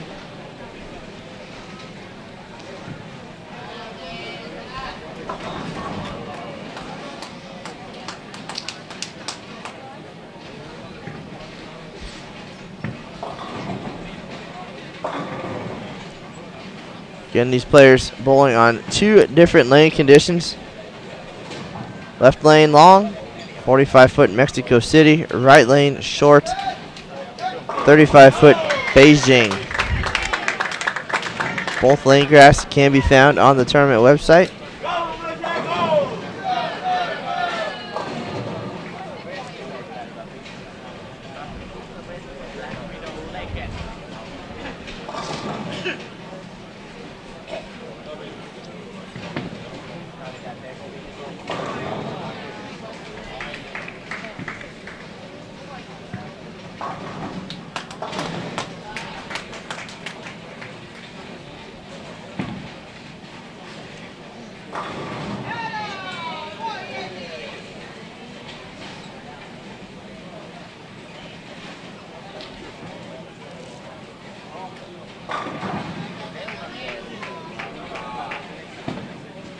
Here in international competition, all players allowed to check in 6 bowling balls. And that's it. They know they're going to battle 2 different lane conditions, typically significantly different. And they have to be prepared for that. They do have the ability to adjust their ball surfaces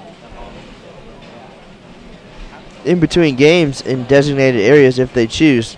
And that certainly helps turn a 6-ball arsenal into many more possibilities.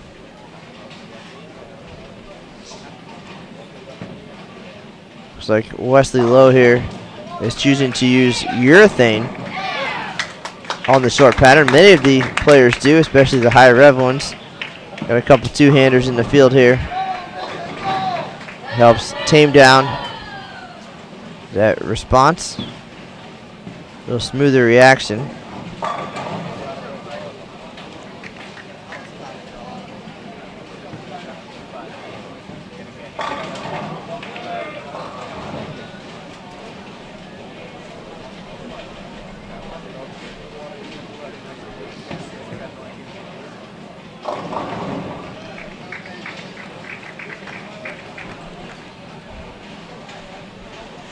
And Lowe looks perplexed despite the strike there on the right lane.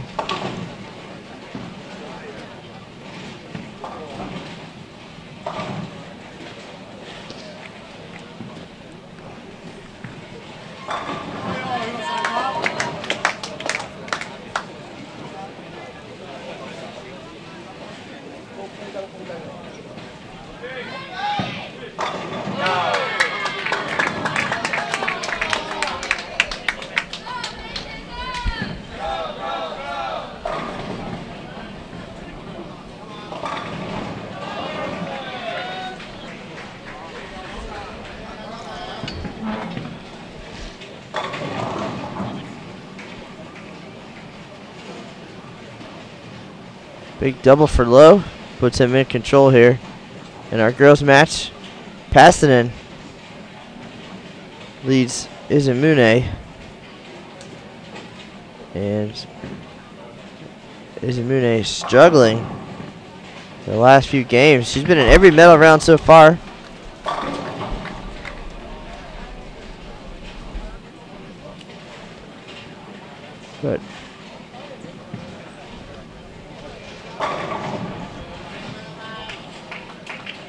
But in danger of falling out of the top 4 now after leading for most of the week.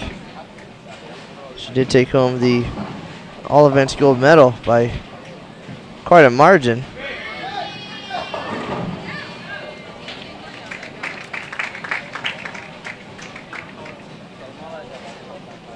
All right, boys standings through 5.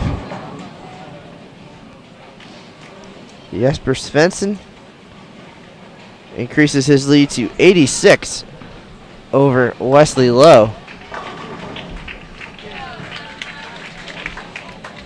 Cameron Doyle got 31 back. And then it's 160 pins between 3rd and 4th.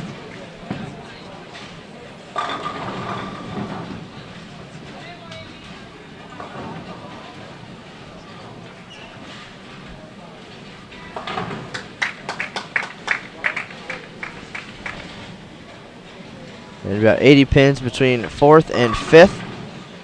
So that margin widening.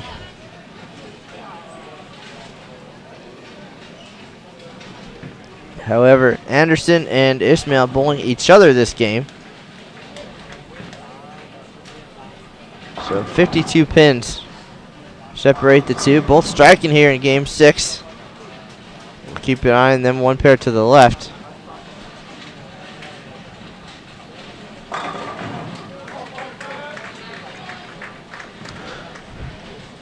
Top 3 probably can start bringing their equipment down to the TV pairs.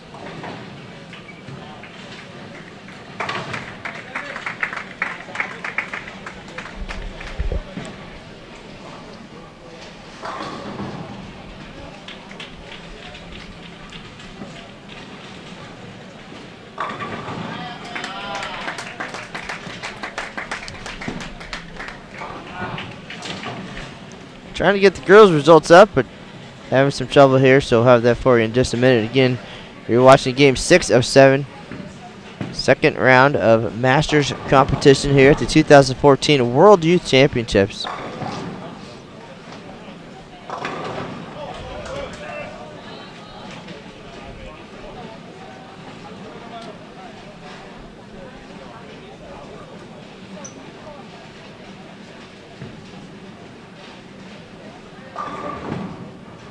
So Anderson leads Ismail by 10 And trying to hold him off and earn that number 4 spot. Top 3 again, pretty locked on the boys' side.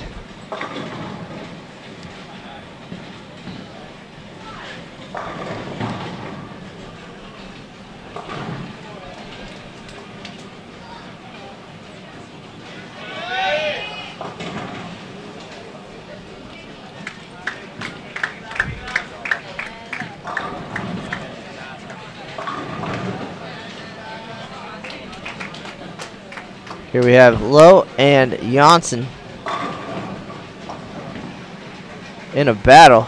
Janssen 8th place.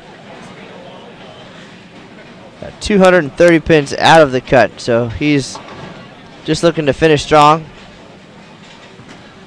Probably going to end up in 8th place when the day is over. But certainly a great run to make the top 8 at the World Youth Championships. Best youth bowlers from 46 countries. Got to feel pretty good about that. Sweden very well represented here. 3 boys in the top 8.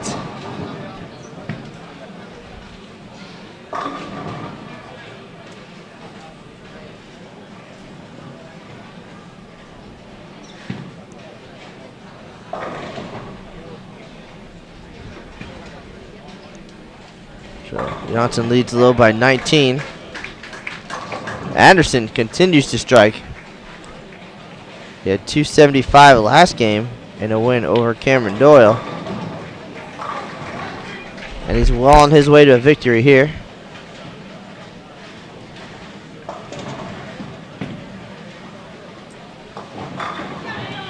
Izamune continues to struggle.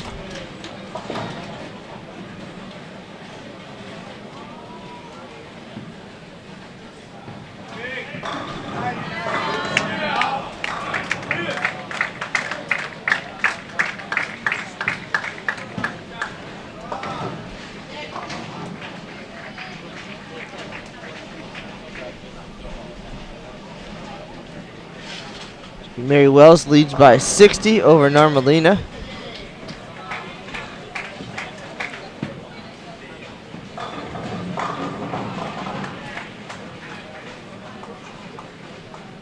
Ishimoto 23 over Kovalova after 6.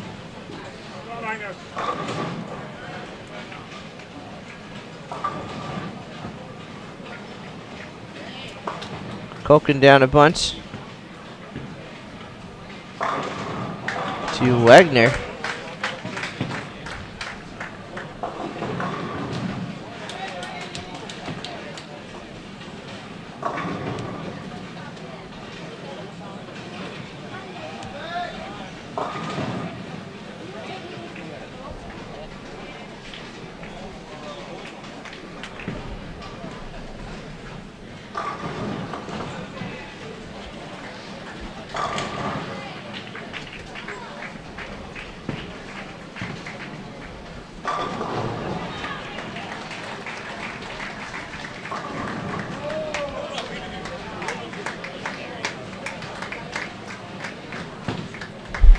Got one more game coming up after this.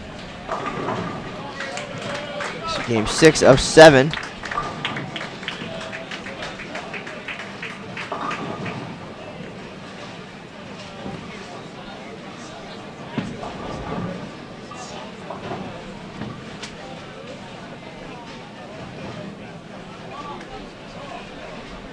So Wesley Lowe falls to Janssen. Janssen will be in the 260s.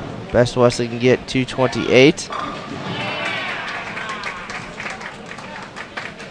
Anderson also in the 260s, rolling past Ishmael. So your top 4 looking pretty good heading into the final game of match play.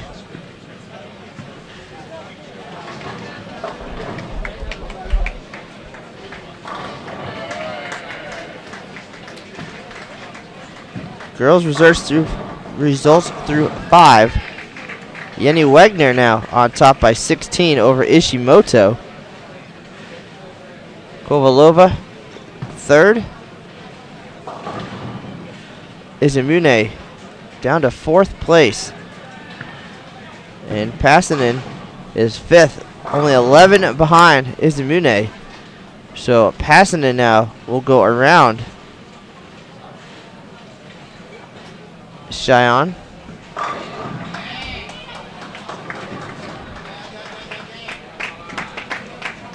Mary Wells is close. She was 6th, but 20 behind Passanen, who is bowling a better game.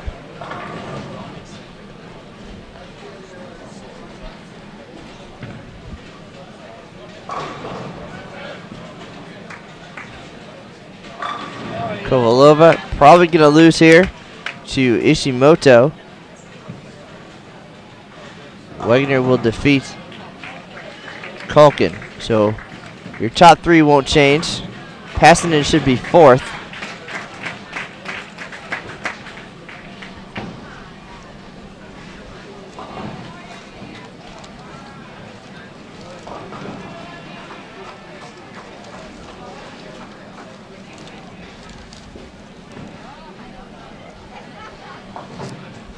And we'll get the notepad out and start getting ready to do the math. Going into the end of game number 7. This is game 6 right now, wrapping up. Janssen defeats Lowe. Anderson over Ismail. Choi is going to defeat Michael Mack.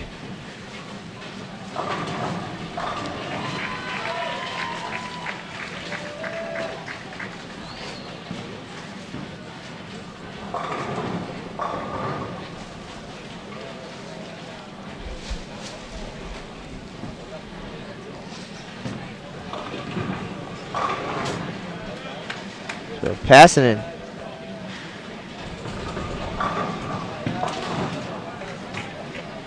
.227 is Inume.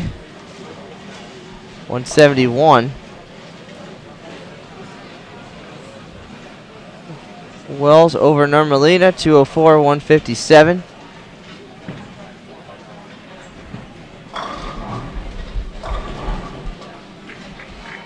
Choi 228. Michael Mack, best he can shoot is 177.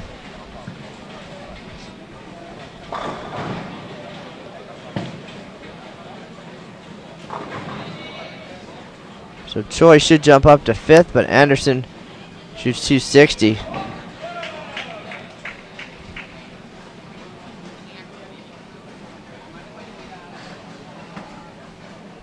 And Cameron Doyle falls to Svensson 231 202.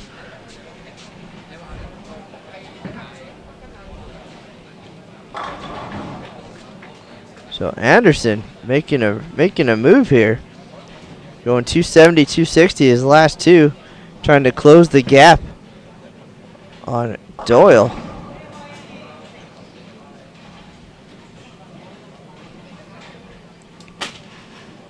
But we will have the final game of match play coming up here momentarily. And then we'll know our 4 semifinalists in each category.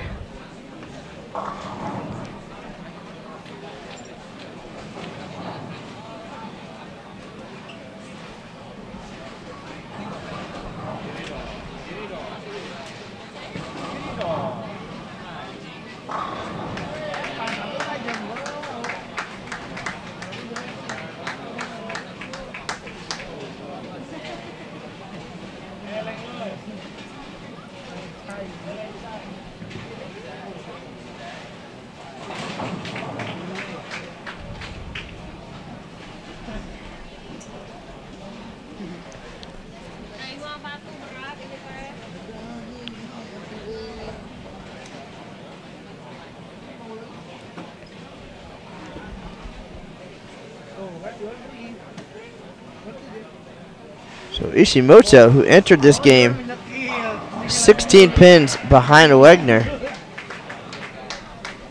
is going to have a big game. Strike on her fill gives her 260, and she's going to win. So she will surge into the top spot. Wagner will be second.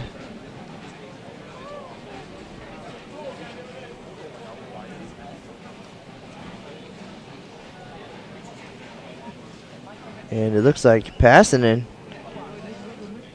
might go around Kovalova. Zamune will fall out of the top 4. So it's a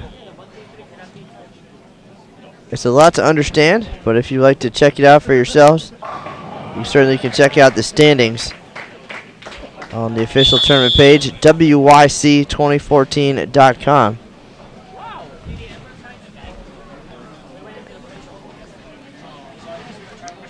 Now we're getting ready for Game 7. This is it, the finale.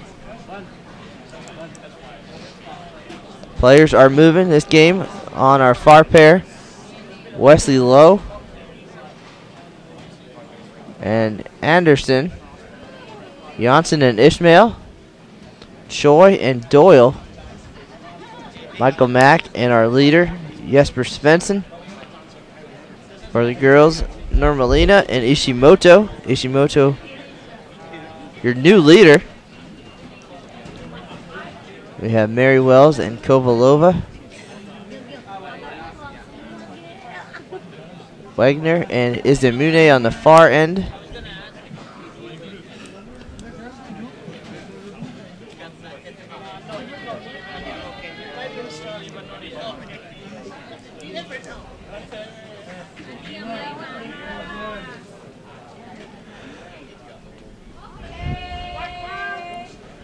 So that would mean Kulkin and Passanen would be our last match.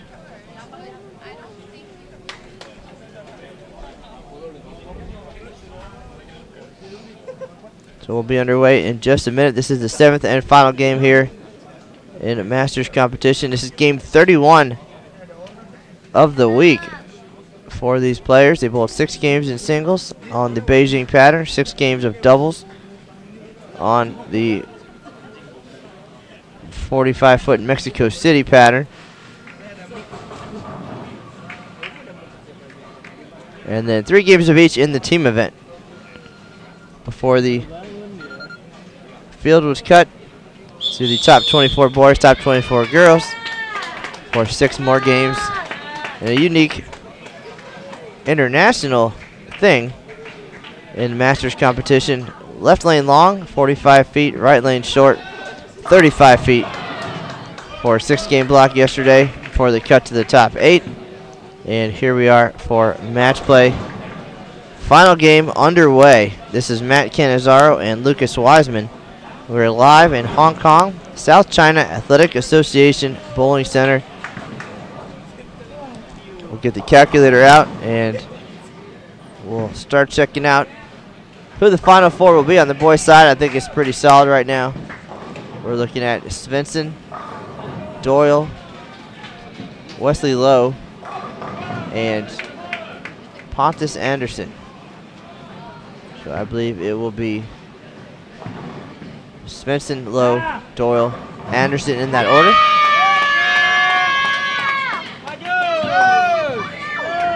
Lucas Wiseman says it's updated. I believe him. And you are correct, Matt, I think. Looks like it's pretty much set in stone. 100 pins between 4th and 5th, so 100 more than 100, 120. Yeah, that's how it was shaping up, and Svensson bowling exceptionally well. We'll see him on our TV pair here in the final game, bowling against the local favorite Michael Mack, who is going to be short of his hometown TV. And you know, if the standings stay the way they are now, it'll be Sweden versus Sweden and USA versus USA in the semifinals. Girls' standings are updated as well. Ishimoto leading by 42 pins over Wagner. Big gap between 2nd and 3rd. It's about 74 pins. And then Daria Kovalova in 4th, and she is 26 pins ahead of Mary Wells for the last spot. Passanen is in 3rd, and she is 42 pins ahead of Wells. Well, Kovalova and Wells bowling each other. Yeah, so that's a big This match, that's certainly very important as they battle for that 4th spot. Wells needs to beat her by 7 to get the spot. I don't know what the tiebreaker is. But if Wells beats Kovalova by 7, then Wells will jump ahead of her. Certainly looks like 2 spots on the girls' side up for grabs with a little bit of extra work. Ishimoto came up big in game number 6 and serves into the lead. We haven't said that name too much during the week. She's surely been part of Japan's success and helped them to a team gold medal. But it was Izamune leading the way all week long, and of course Shimorde throwing the big shot to clinch that team championship. But now Ishimoto excelling individually here as your leader, and you'll see her bowling against Indonesia's Nurmalina in our final game. Yeah, so it seems like all the drama's on the girls' side. The boys pretty much set. I guess just matter what the order is going to be.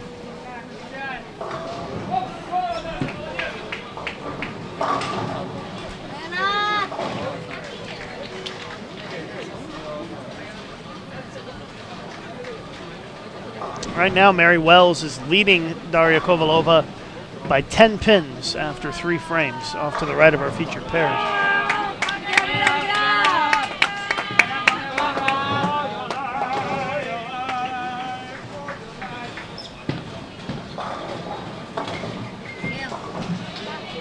Izumine from Japan also has an outside shot to make it, but she is 49 pins outside of 4th. And she is bowling Wegner this game and losing already. Already has an open in the 3rd frame. Doesn't look promising for her at this point, which would mean that Pasanen, Kovalova, and Wells battling for the last 2 spots.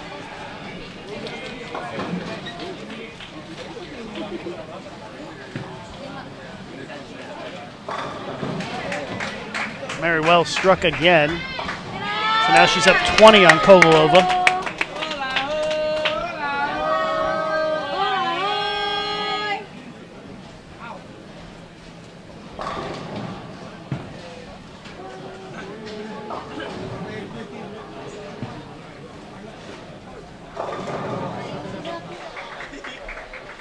So Lucas, you checked out the TV set a little bit, talked to the crew. Is it the real deal? Is it what we're used to?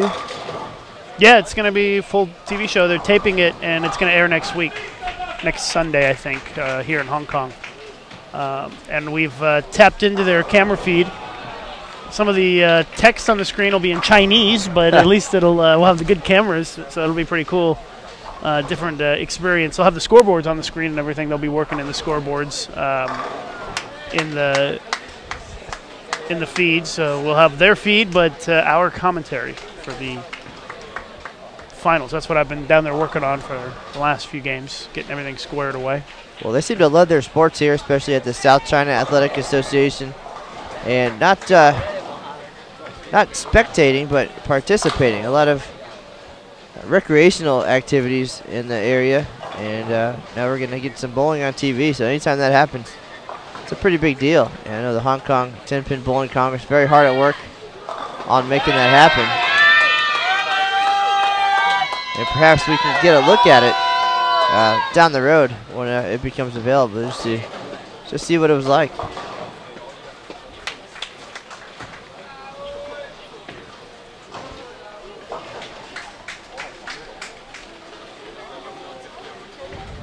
Well, Mary Wells needs to beat Daria Kovalova by 7 this game. She's leading by 7.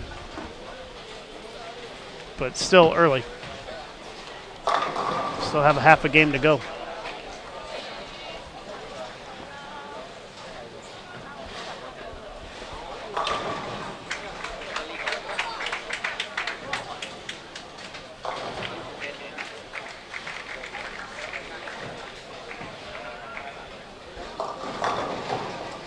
Ishimoto trying to hang on to the top seed. And right now, looking pretty good. Wegner had it open in the fourth.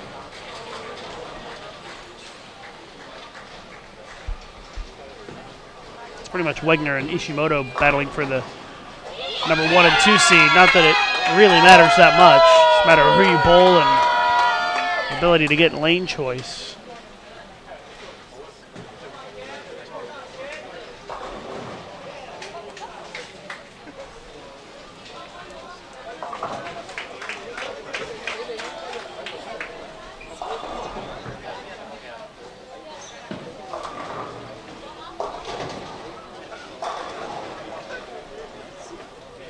Well, and Lucas, it looks like mathematically on the boys' side, legitimately, Lowe and Doyle are going to be 2 and 3. It really doesn't matter; they're going to bowl each other. Yeah. Either way. And then the 2 Swedes will bowl each other as well. So it's just a matter of who goes in as number 2, who goes in as number 3.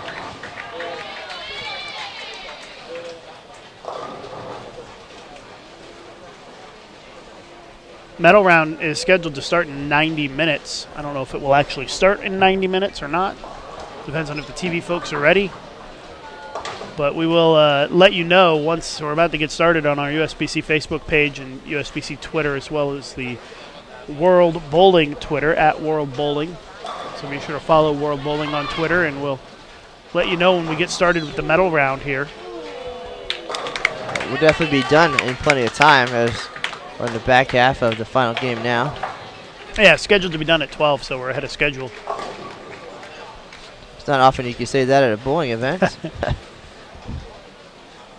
Mary Wells just made the baby split, and right now she leads by 6. And if she wins this game by 6, that would be a 26-pin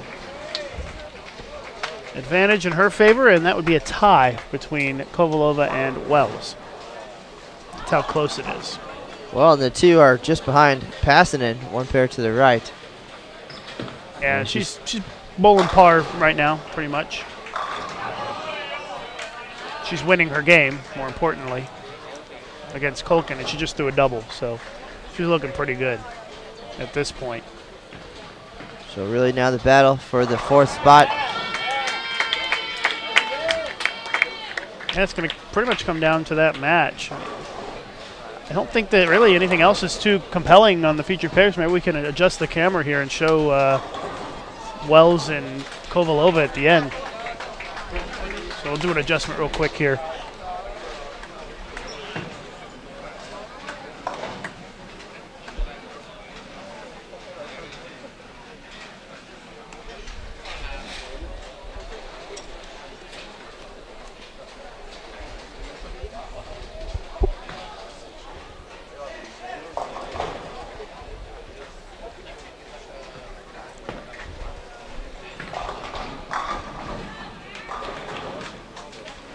All right, there we go. So we've got a look at Wells and Kovalova. We don't have the scoreboard, but we'll be able to at least watch them bowl the end of this game. Kovalova opened in the 6th.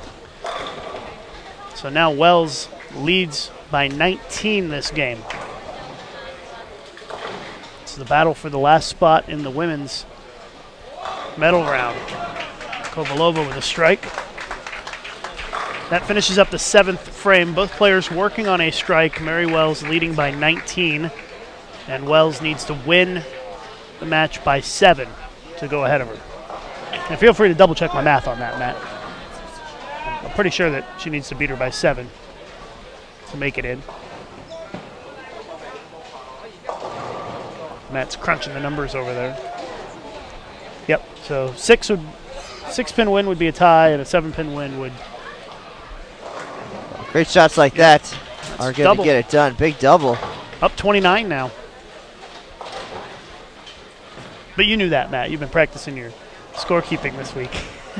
And then next week we'll go on to another event, another scoring system. It'll be totally different. Start all over.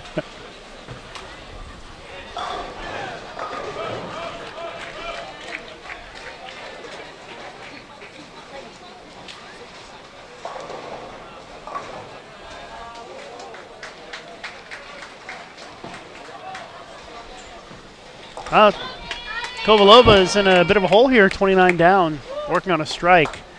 She steps up, the Ukrainian looking for a double. Got it. So she's hanging in there, cuts it back down to 19. Once again, we're watching Daria Kovalova of Ukraine against Mary Wells of the United States for the battle for the last spot in the women's Masters medal round.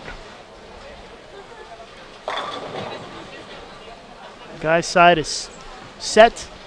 Women's side not quite set yet. We've got 2 more frames to determine it. And here is Mary Wells stepping up in the 9th.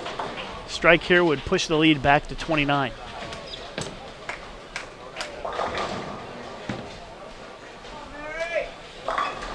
Good shot, leaves the 4-pin.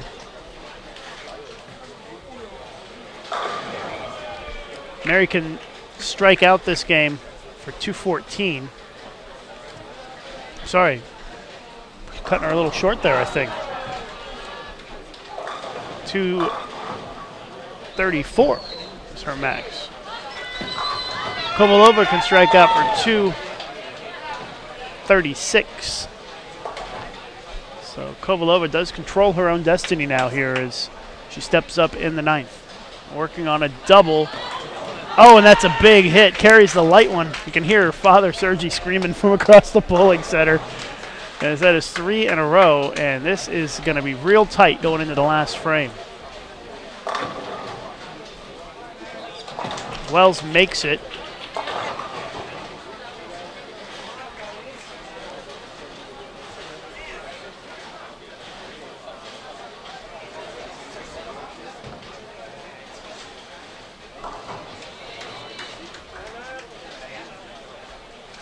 Well, you'd expect nothing less on the biggest stage. Some drama, excitement, and everybody at home, appreciate you tuning in.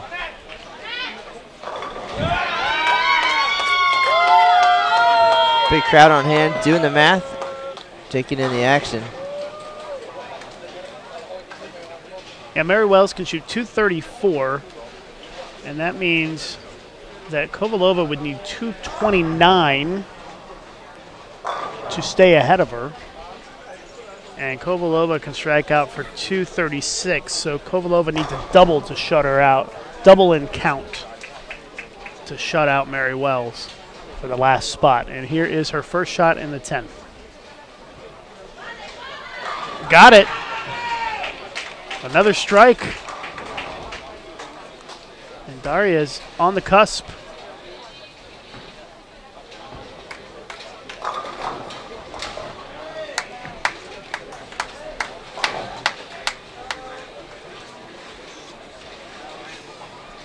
It's a must-strike situation here for Mary Wells to make it into the Masters medal round. Oh, she trips out the 4. What a break. This is coming down to the final shots. If Kovalova strikes here and gets 3 on the fill, she will shut her out. She's going to back off. Looks like she got spooked a little bit there. Got to have this one. It's a big shot.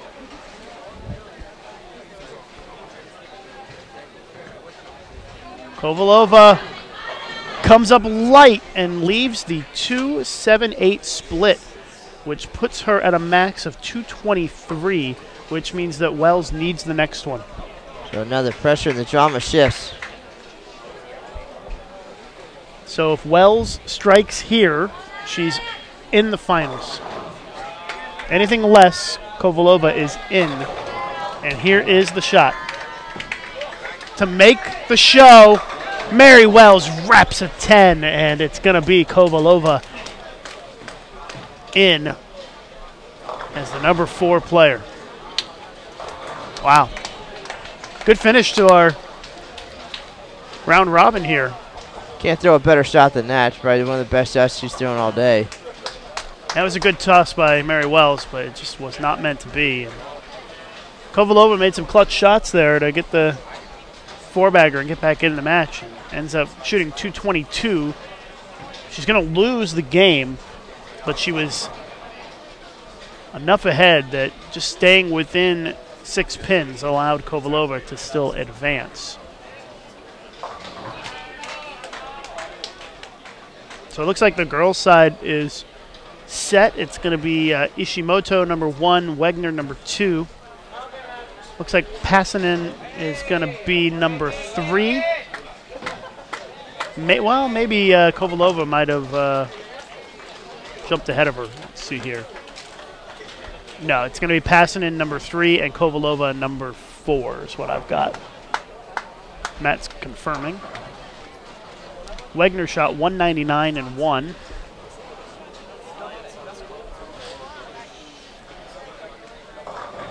And Passanen is 204 with a win. And then Ishimoto 184 with a loss.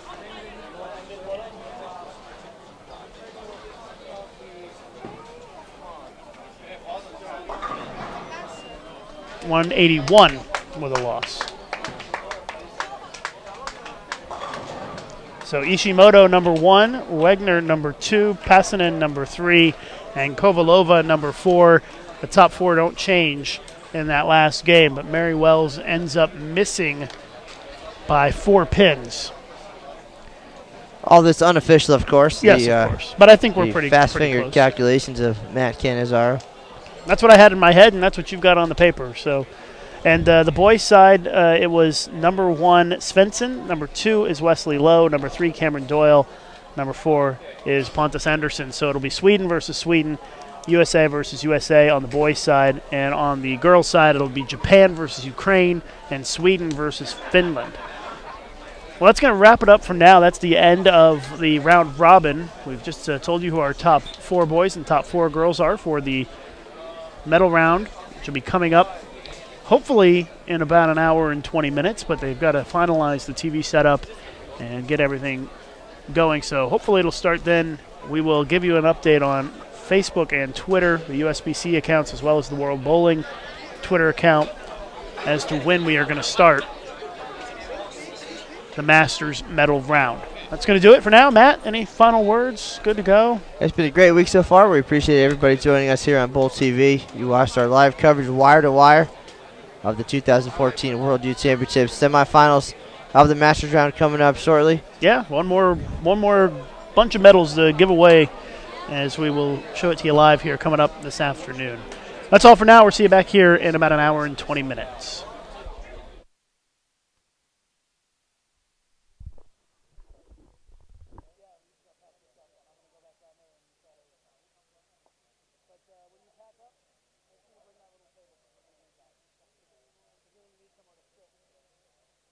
Take everything